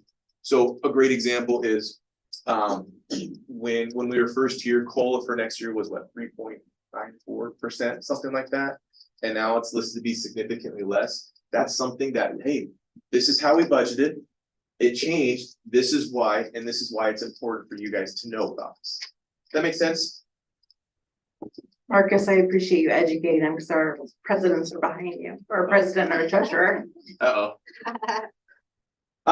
Okay, so moving forward to slide 39. It was clear through our interviews, and Debbie briefly mentioned this, so I won't spend too much time on this, that just over the years, there's just been a lack of direction. There's been a lack of communication with previous administration, with your staff. You can clearly see it in their comments to us and so on, that they wanted to help. Staff wanted to help. They wanted to assist the district. It's just they didn't know what to do or how to do it, right? And that kind of goes back to what we talked about, with what Debbie's discussed in terms of training and spending controls and so on.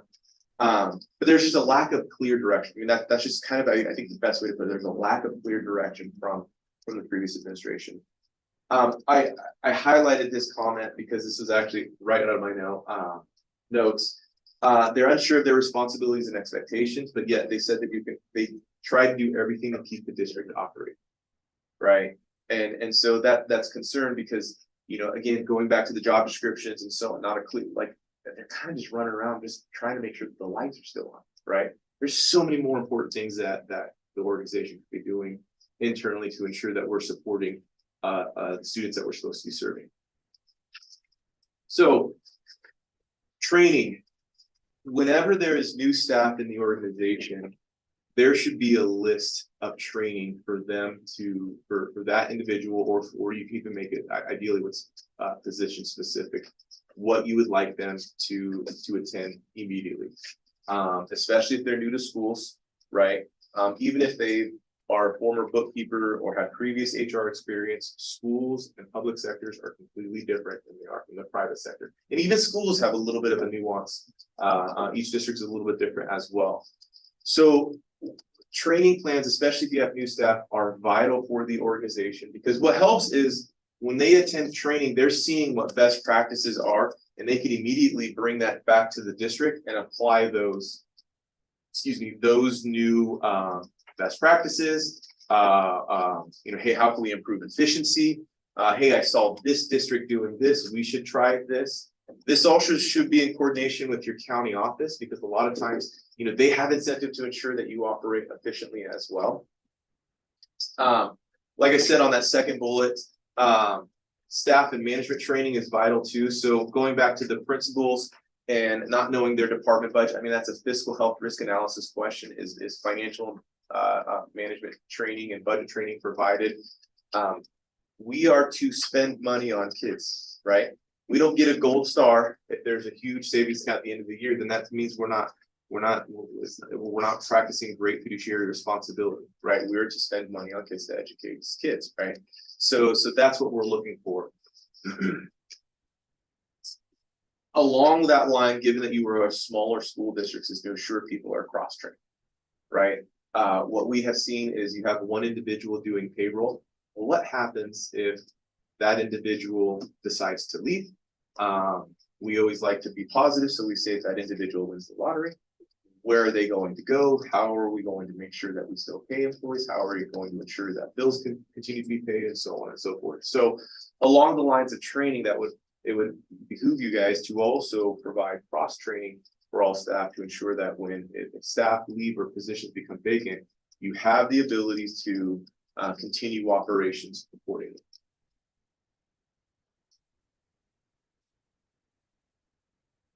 Once staff are trained, we do like to see desk manuals.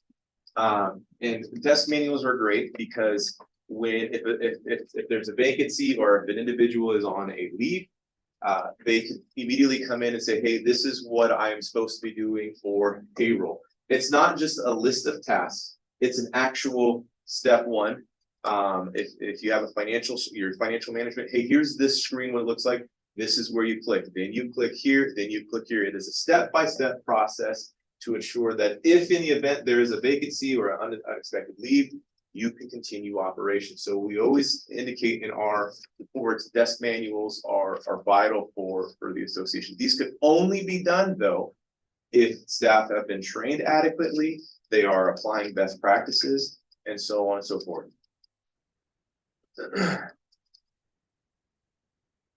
Expectations, and again, going back to the previous slide where it talked about they wanted to ensure that the district just operates. That's great, but again, is that their role? Is that their responsibility? Here's the expectation I have for you within the organization.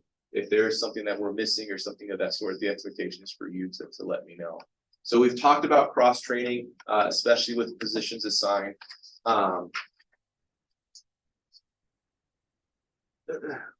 On policies and procedures within HR, we do like to see like an employee manual.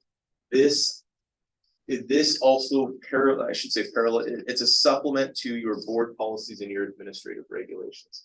This also could be a resource for how things are implemented, how staff are provided certain things, or how payroll is processed and when the deadline simple things that could be communicated to staff when they start with the district. This is not to replace a collective bargaining agreement or anything of that sort. Think of it more or less like a customer service name, right? And some basic FAQs within the association. As you're looking at processes and procedures within the organization, sometimes it's best to diagram. In some of our reports, you'll see diagrams where, let's just talk about the blue form. The site starts, the site initiates, hey, so-and-so left, I'd like to replace it. Then it goes to the business office for approval to ensure that the account string's correct, as well as there's adequate funding.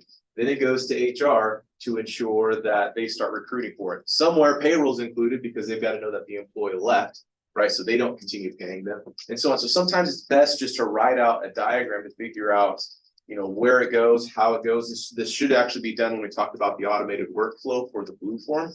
But then it also helps you understand, are there areas that we could cut out or we're duplicating our efforts, right? Where, hey, then it goes back for the district to sign again. Do we need that? Why is that? Once it is approved by the superintendent or cabinet staff and it's already an existing position, why does it need to go back? It should immediately be recruiting for that position.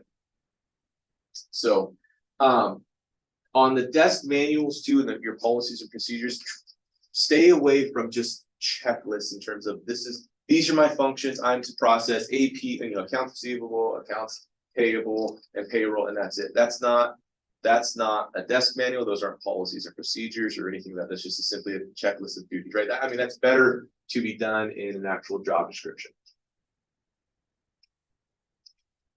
So once things are done, it's important to ensure that all staff have access to these desk manuals. It's important to ensure that they are updated, that they are also reviewed with staff to ensure if there's any changes. Sometimes it is a pain when financial systems get updates and the screens look different. Well, then, kind of got to do the manual again, because now the button that says to click here is now on the bottom and you have to move it there. It's important for that still to be done and reviewed yearly or when there's major updates to your financial system and so on. It would be good to, as you organize the department, to more or less put who's going to be cross-training with what and so on. This helps, as also Debbie talked about, segregation of duties to ensure that you don't have anybody overlapping with inappropriate access to systems. And then it's not horrible to have a third party help you develop these policy procedure manuals or desk manuals to really just ensure that they're done correctly and so on. So I went through that fairly quickly. I know it's been a long night, but are there any questions for me specific to HR or that we reviewed on my end? Well, that was incredibly thorough. Thank you, both of you. I just wanted to check in really quickly with you guys and here as well to see if anyone needs to take like 5 minutes to just put long presentations to the brain break. No. Let's do it. If everyone's okay, taking a quick reset, so let everyone digest what we just took in, take a breather, and go back in 5. Okay. We continue to live stream. Okay, great. Thank you.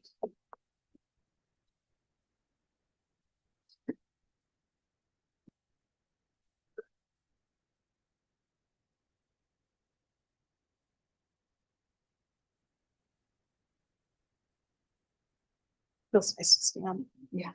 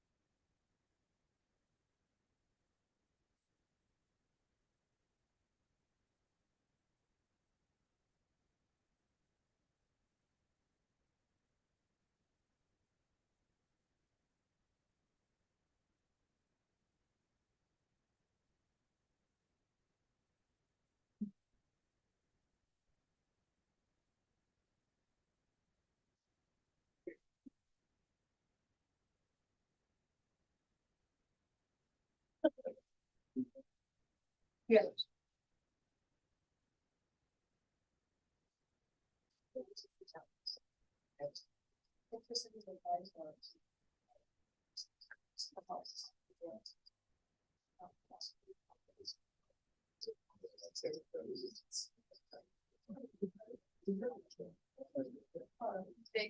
It's so, feel better, but not everyone. Stephanie and Marcus, remember the end of bird, he's our PAs for our union president for the interim. And this is Ally.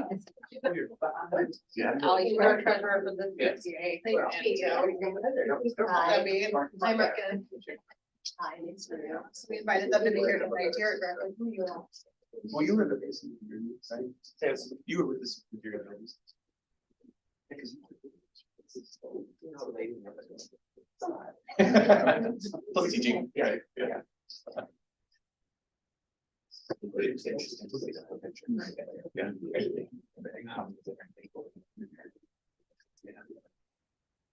was a lot. Yeah.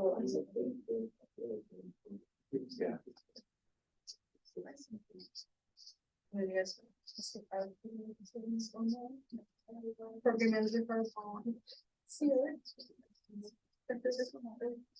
Especially. Interesting. I'll give the see.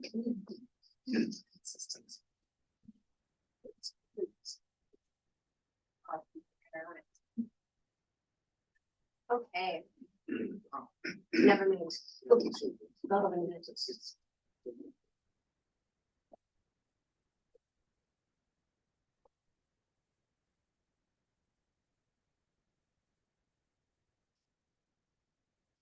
Thank you.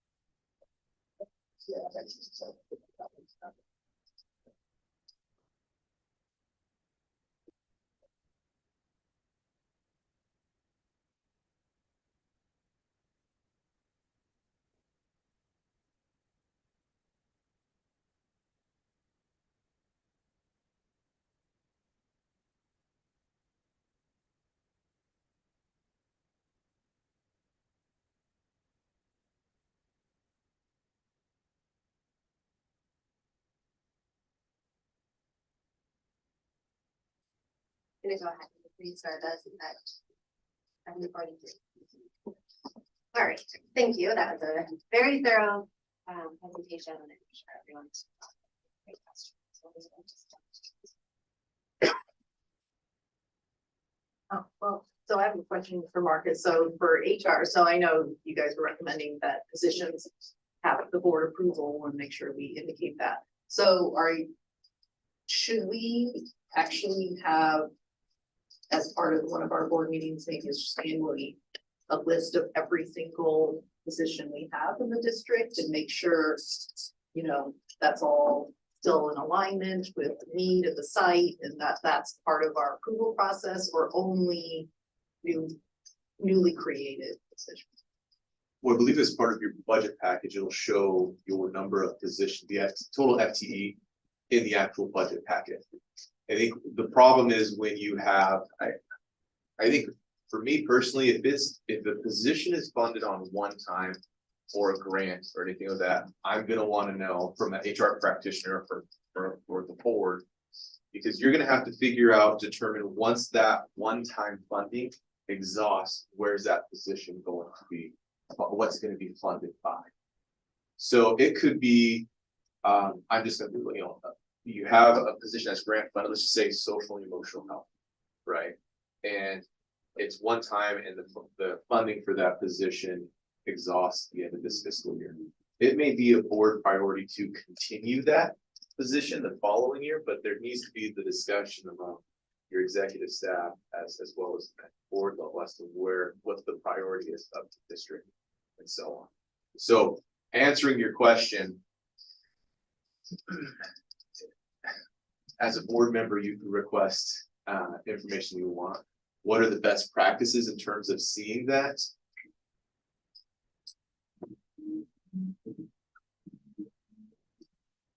Well, in your LCAP, you've identified your base operations, right? Obviously, you're gonna need a first grade teacher for a first grade class, right? Are you gonna wanna need to see that every single year? If anything that's funded outside of that, out of your base operations, it could be a question of whether the board decides that they wanna review that on a yearly basis to ensure that there's adequate funding for that. Do you have anything else to add on that? Does that make, did I answer that correctly? Yeah, I mean, I guess sometimes it comes up where, our sites are kind of different, like a school that used to have a lot of kids suddenly doesn't, and another one is now really impacted, so you're really need to change your staff, like how many teachers are at one site could be very different, you know, Well, year to year, and then kind of realizing, well, that hasn't changed though, so one school has way too many teachers and another has teachers that feel, you know, overwhelmed. So I'm just trying to think, like, as a board, should we be expecting to see that kind of analysis on an annual basis in terms of need for each site and make sure there's a balance there? Like, is that our job or is that Marla's job? You know, whose job is that to make sure that that's continually being reevaluated? well, let me, I think, answer it this way. I think the best practice would be you to set the direction, right? And then the superintendent would then develop the staffing plans according to the direction that you set. So if you have one site that decreases in students and another one increases, well, what's the net, you know, net gain or net loss of that? Is it just, we just need to move a couple bodies from one site to another and we're okay?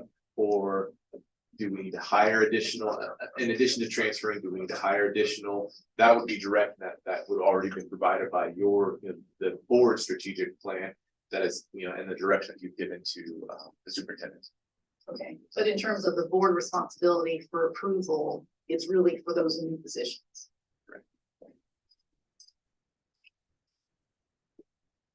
Thank you, Marcus. I have two questions.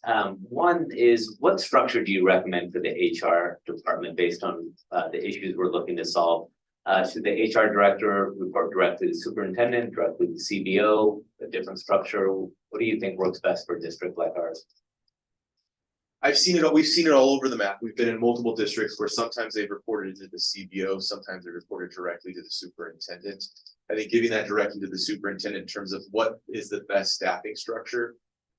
I think it would be easier for it to report, and again, this is my opinion, to the superintendent, because there's also then that separation of duty in terms of positions and hiring people from business, right? And so if you think of position control, right, it would go to, you know, the site to ask the request, it would be approval here, but then there's that separation of hiring an employee, doing all the processing of an employee, and then paying the actual employee, which is typically it's under business office. So given the size of the district, you still want to figure out how you can have those internal controls, those separation of duties, so you don't run into the issues of, you know, a ghost employee where you have one individual in the district that could hire and process payroll for the employee. It's separate under departments. Does that make sense? Yep. Okay.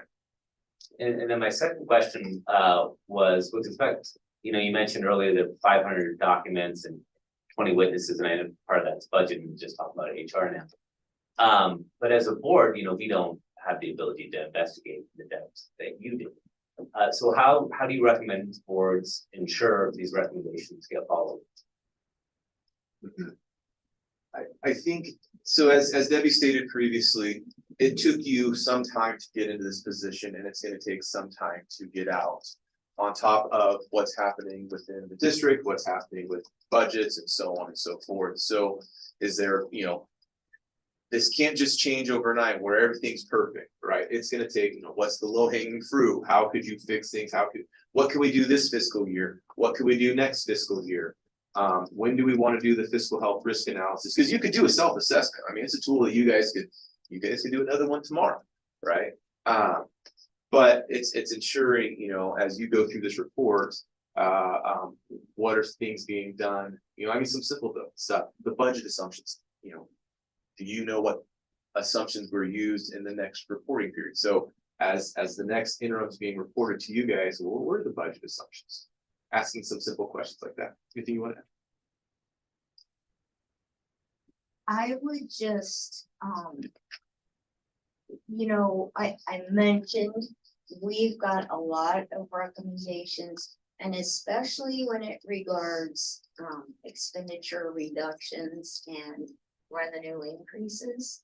Some of those things you might say, we're not implementing that. For example, we've got a recommendation that I didn't talk about tonight that, you reduce the amount that you're spending on routine restricted maintenance to just the 3% required amount. Is at the current, you're contributing more than what's required. Well, you as board members might say, no, our facilities are a priority and we're going to spend more than that. So it's really, I think, a collaborative effort. As Marcus said, what are we going to tackle first? What makes the most impact? And, and maybe regular updates from the staff about here's what we've implemented, here's what we're working on. And again, it'll take some time to, implement those processes. Once you have those processes in place, even when you have turnover, if that's the established process, those processes are maintained even with turnover.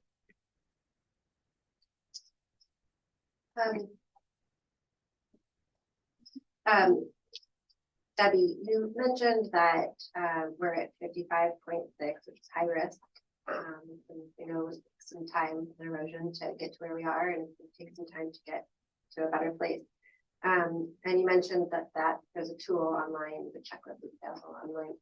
So if we went back and did this on our own in a year, what would be a good goal for us? That's a good question. Not 55. Was it?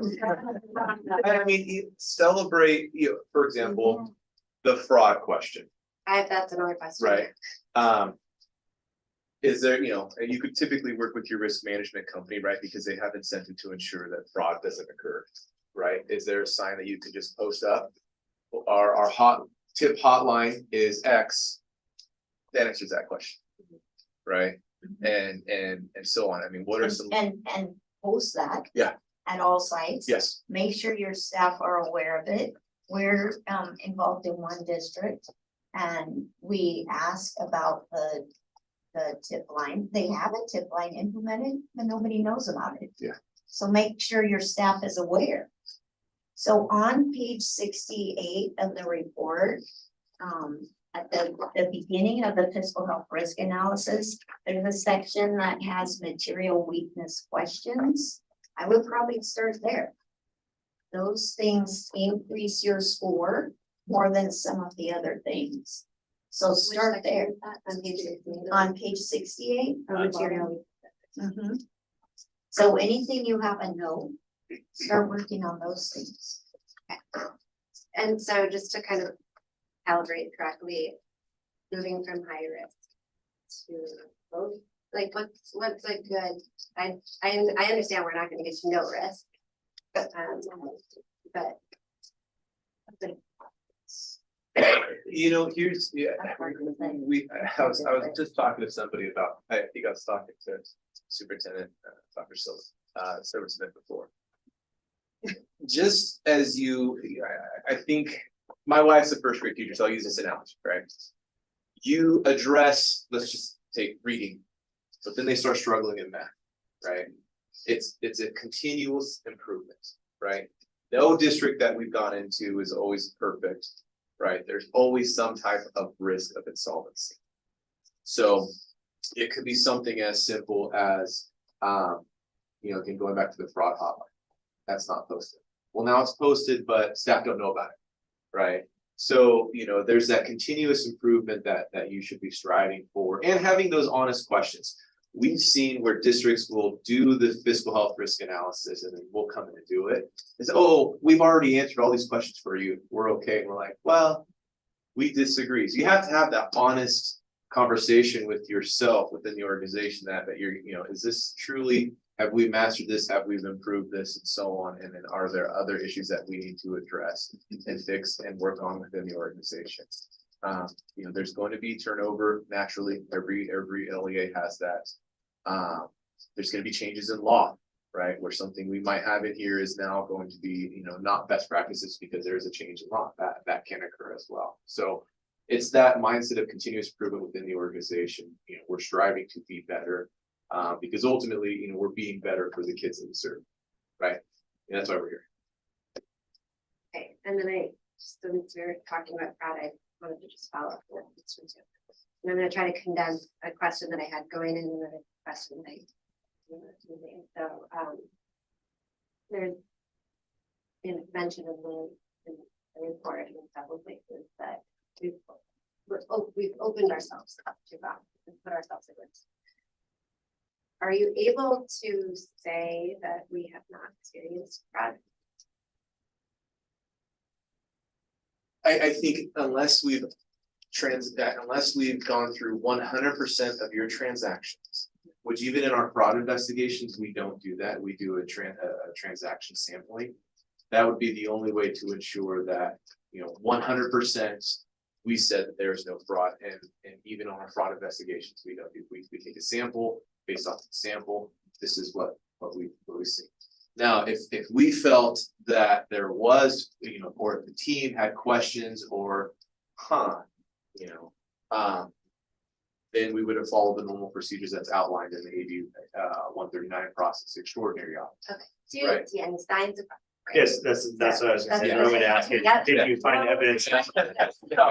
No, because that has occurred. Actually, a team went out to a district and it was, and then another team came in and did a fraud investigation. I can tell you right now that we've had no discussion at that. There's a difference between lack of process and procedure and breakdown of controls versus fraud, right? Now, with that lack of control, lack of process procedures and the erosion of that increases your chances of fraud, right? But just by simply having this conversation, it's very rare that we have school districts ask us to perform a fiscal health risk analysis, right? This is a tool that's typically used for where we're not really invited into school districts. It's like, hey, we're here to help, right? Tell you what you're doing wrong. And so by that, taking that step and having us come in and do that self-assessment, that is a good step in the right direction. Sorry, okay, just a quick follow-up to that though. So you mentioned monitoring is really important and agreed. We do have an independent audit. Great question. So why? So the independent audit is not a full review of your books either. They also do sampling, so they'll look at a sample of expenditures. They don't even look at the coding the way we did because we were trying to build an NYP. So we want to look at what have you spent, how have you spent it, so they're looking at more, they're looking at an even higher level than we did. And we were still at a fairly high level. Yeah. So I will say this too, on our fraud reports, right? If you review them and they're on our website, most of those clients have had audits and they passed program, right? They're not looking for things that like we would be looking at in a fraud audit. That makes sense. So they're looking for, again, they're sampling and it all pans out. Okay, we're on to the next. So just, don't be comfortable with an auditor of like, hey, we passed our audit, so we're good, right? You still need to have those internal controls. You still need to ensure that there's segregation of duties and so on and so forth. Because they might not audit your accounts payable. Right. Right. They might audit your attendance and your attendance could be golden, but your accounts payable Somebody's able to develop an invoice and then pay the invoice within your accounts, with because those duties are segregated. So again, like these auditors are not coming in and doing comprehensive, they're also doing snapshots in time of one specific. Correct.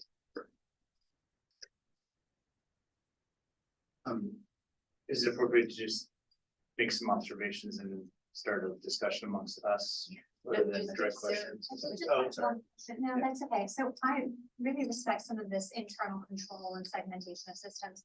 It sounds very sensible sort of when we're talking about it, but what I'm thinking about is when it comes actually to time for implementation, we are a bit in building phase, both, within these different groups, within our function. So are there tools or, sort of, for example, what you just said about, is payroll different from this function, or where's this oversight?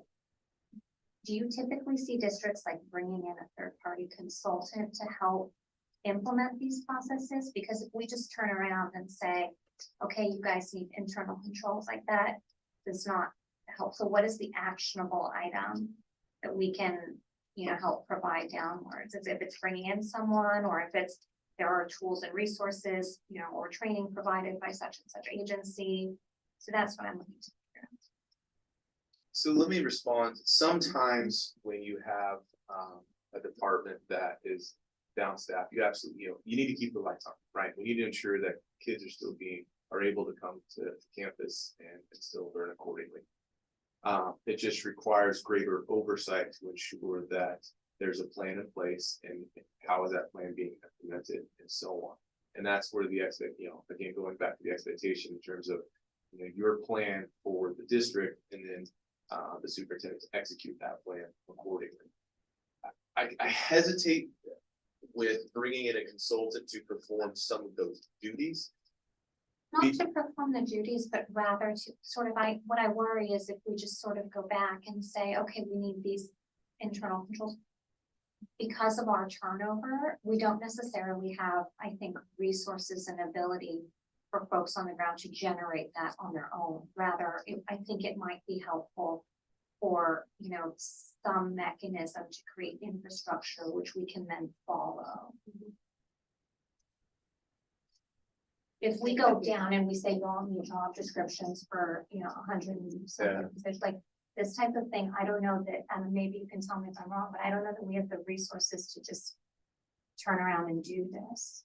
Oh, okay, so for job, so yes, on the Or job anything, shoot, but right? ultimately, and those will be refined. I mean, you could go to a neighboring district and figure out, hey, is this, why reinvent the wheel, right? There's a lot of neighboring school districts that are similar size, similar demographic that are operating similarly. How are they structured?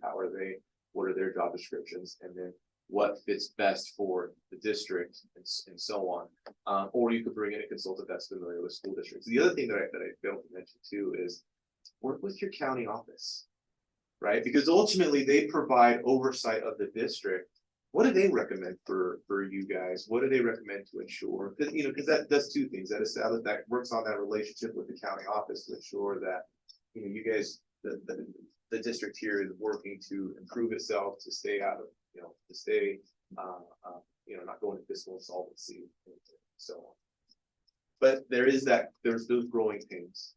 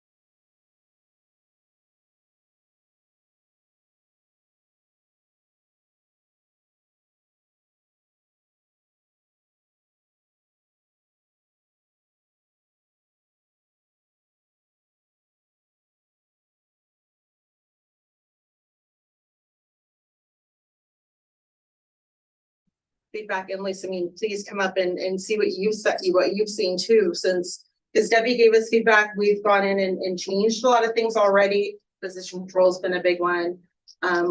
Verification of employment. We had all of our principals have to verify every single person on their campus, how many hours they work and what that looks like. That was a new component since you've left. So a lot of it's been based on the feedback, and we've changed a lot of stuff and implemented. So it's a snapshot. You gave us great feedback, and it was a great starting point. And Lucis carried us a lot of ways. And then with Marie coming on at first interim, we'll have even more information. That will post tomorrow. So that'll be another public viewing. But I think you're absolutely right, that continuous cycle of improvement, we can always do better tomorrow. But there's a lot of growing to do, especially around budgeting and HR position control, and making sure that we don't have two people in the same position or two positions for one job, because that does affect our budget. And we're very cognizant about that. We need to be aware of that. So I don't know, Lisa, if you have anything that you wanna, I think Marcus has that.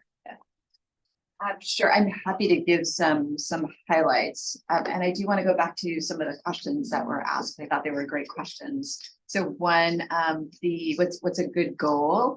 I'm not going to look at Marie when I say this, but I think a good goal is to move from high risk to moderate risk. A really good goal, which is the one we're going to set for ourselves, is to be on that lower end. It goes from 25 to 40, and I'm going to say let's get to 25 to 30. So that's, I think, a good goal to get to for the next round, right? If we miss it, we're going to be close. If we don't make it, we've got what we need to push for. Another one of the questions was about, the question wasn't how to monitor, but it was my interpretation of sort of a couple of questions, was sort of how do I now keep my eye on these things? One of the things I really like about the report is how thorough it is, right? Can't argue with that. It's very, very thorough. And for me, that gives us a great sense of what Marla and Marie have. I always go on the informal side, but Marla and Marie have inherited. And it's great for them in that it spells out next steps. And then it gives the board sort of a sense on some of those things to manage, right? I'm not going to say monitor, but manage and evaluate and ask questions about. So one of them is going to be first interim. First interim is coming up. And in the FHRA, one of the sections is on budget monitoring and updates. And that was one of the high risk areas that our friends at FICMAT highlighted. One of the items that was listed off as a no is our clearly written and articulated budget assumptions that support budget revisions communicated to the board at each interim report at a minimum. And the answer was no. I had the opportunity to preview Marie's first interim report. There's 2 pages of assumptions now that you're going to be provided with as part of your executive summary. So that's one of those pieces you can go through and ask questions about. Another one is, has the district addressed any deficiencies the County Office of Education has identified in the oversight letters? One of the great habits I would say as a board to establish is come first interim, go and pull up the last letter from the county. At one of the, Marie and I haven't talked about this, but one of the things I'd like to do in my interim reports is I just include it. I include it as one of the attachments, so you don't have to go look for it. It's there. And then you can go through it and make sure that we're addressing, as the CBO is addressing the items that are pieced together there. One of the deficiencies that was noted in your adopted budget letter was the reserve concern that was listed, that was missed as part of the adopted budget. You'll be able to see again in the first interim preparation from Marie that it's covered. And so you can sort of it's an opportunity to sort of do that check and balance to ensure that staff is living up to those improvements. And I think that I was impressed with what I saw Marie put together, and I think you will be happily impressed as well. One other say actually, no, go for it. I told you that one's not. Oh. Yes, I'm glad you mentioned that, because I actually did reach out to the county for that letter because I couldn't find it in any of my files, but I do the same thing. I want to see what was recommended, make sure that we cover whatever deficiencies or recommendations that they have in those review letters. Section. The couple of other things that just occur to me. So the training has been mentioned. And this was a snapshot has been noted. And so the training that was identified, I think was perfect for that time period. I think you now have a CBO with a tremendous amount of expertise and just a depth of experience. And I think there's going to be some pieces that are probably now less about the CBO receiving the training. And I'm going to say, again, I haven't talked to Marie, but about giving the training, like, cash flow, Marie can provide that training.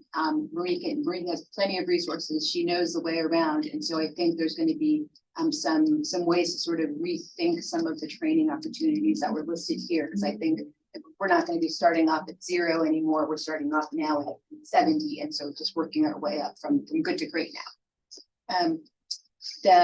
There's one piece I wanted to make sure that I highlighted. There was Brent, I think Matt did an excellent job of setting that expectation of like the numbers are supposed to change. And part of our responsibility is to ensure that we understand why the numbers are changing, right? So numbers are going to change. We know that that's appropriate, it's expected, but understanding why it changed. And that's for our check for reasonableness, right? So if the number changed, if revenue changed because ADA was off and it suddenly there's this huge increase, you want to ask, well, why? Why were we so off? What happened there? And understand the reason for it and make sure that it's a reasonable one. The MYP you're going to see as a first interim is going to be different from what FICMAT prepared. You will be relieved when you see the MYP that has now been prepared by staff.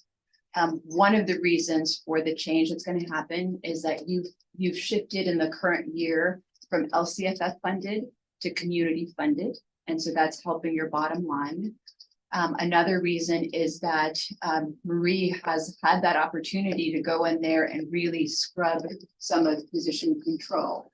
Not at 100% complete, but in much better shape than we were at adopted budget. And so as she's scrubbing that, she's able to refine really truly where we are with positions, ensuring that things are charged to the right place, that they're coded properly, that the FTE is appropriate, and all of those things that we want to make sure we do. There's also been an opportunity to look at the special education contribution and tightening it to make sure that it's going to represent really where we think we're going to land. I think that's probably one of those areas there's still more opportunity to continue to refine, but it's definitely on Marie's radar. The fraud question that came up, I guess I will share two things. So one of the potential sources for fraud has been addressed. That was before Debbie was able to get to her car that Marla was sending out the email. And I'll want to say this for Marla specifically. Marla was like working with the county, like to actually get all of those, get the access corrected to ensure that that potential wasn't there anymore. And so, and that took multiple rounds. Now it's a matter of calendaring it to make sure that at least once a year, we're double checking it to make sure it's in good shape. The other piece on it was I did reach out to your auditor and they know that the FICMAT report's been released. They know that in particular, we want to make sure that the fraud questions are addressed. And so if there's anything that they see that they should essentially be doing maybe a little bit more sampling on, we'll make sure they do. When the auditor brings forward to you the audit report, that would be a great opportunity to ask them, hey, you read the FICMAT report, tell me what you did differently, and did you see anything when you were putting together our audit? That was a lot. I'll stop now. Like that, what did you do differently?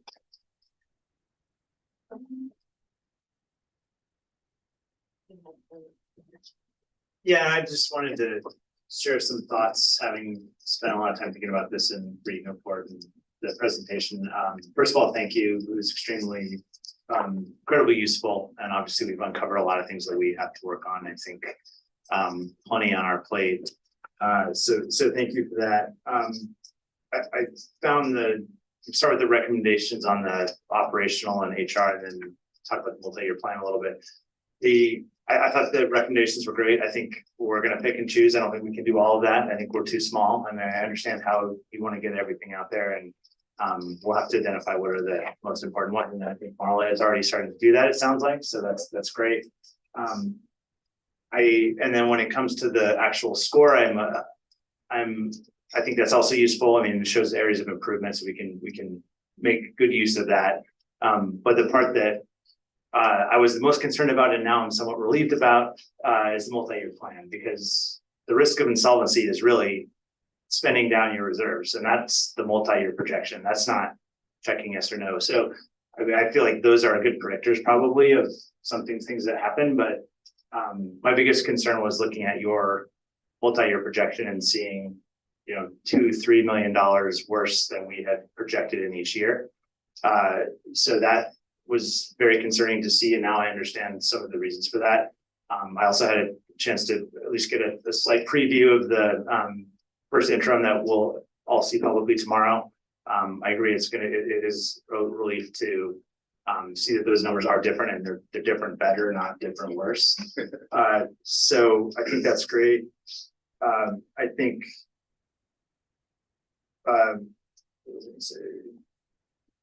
oh, and then the comment about the community funding, or what we call basic aid.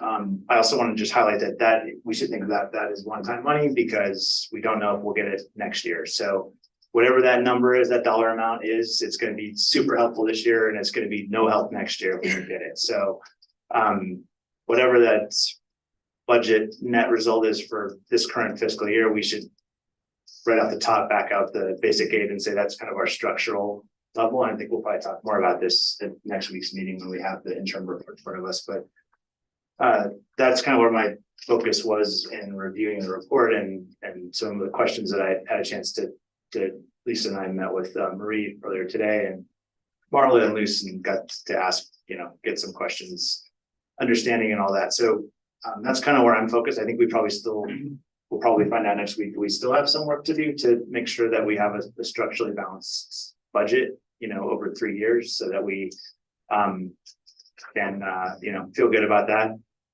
But I will be relieved to read the full first interim. And I think this discussion today has been really helpful in helping us, at least for me, identify areas, particularly like the controls and things that I would never even think of, that we now know and we've identified. And like I said, there may be some picking and choosing which of those we can actually address realistically in a period of time. There's a lot of other things that Marla and the staff do that's also very important. So, but I feel good about having all this surfaced in public, and the transparency with the county and the community and all of us. So I just really appreciate the efforts. I found it really useful, and some of it's tough to hear, but it's better to know it than not to know it. So thank you. Those are my thoughts. You can tell we have a finance guy.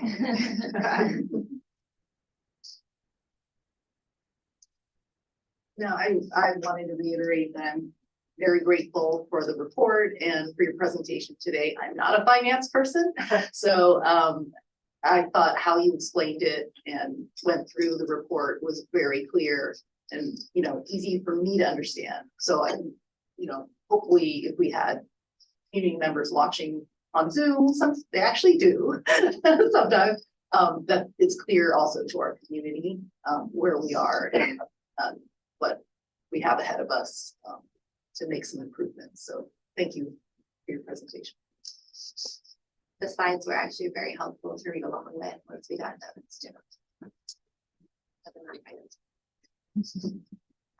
All right, well, I very much appreciate y'all do. It's very, there's a lot to take in. Stuff that it wasn't all enjoyable reading, but Lauren said, it was you broke it down in a way that was easy for us to digest, and we have a lot of room to grow and a lot of takeaways.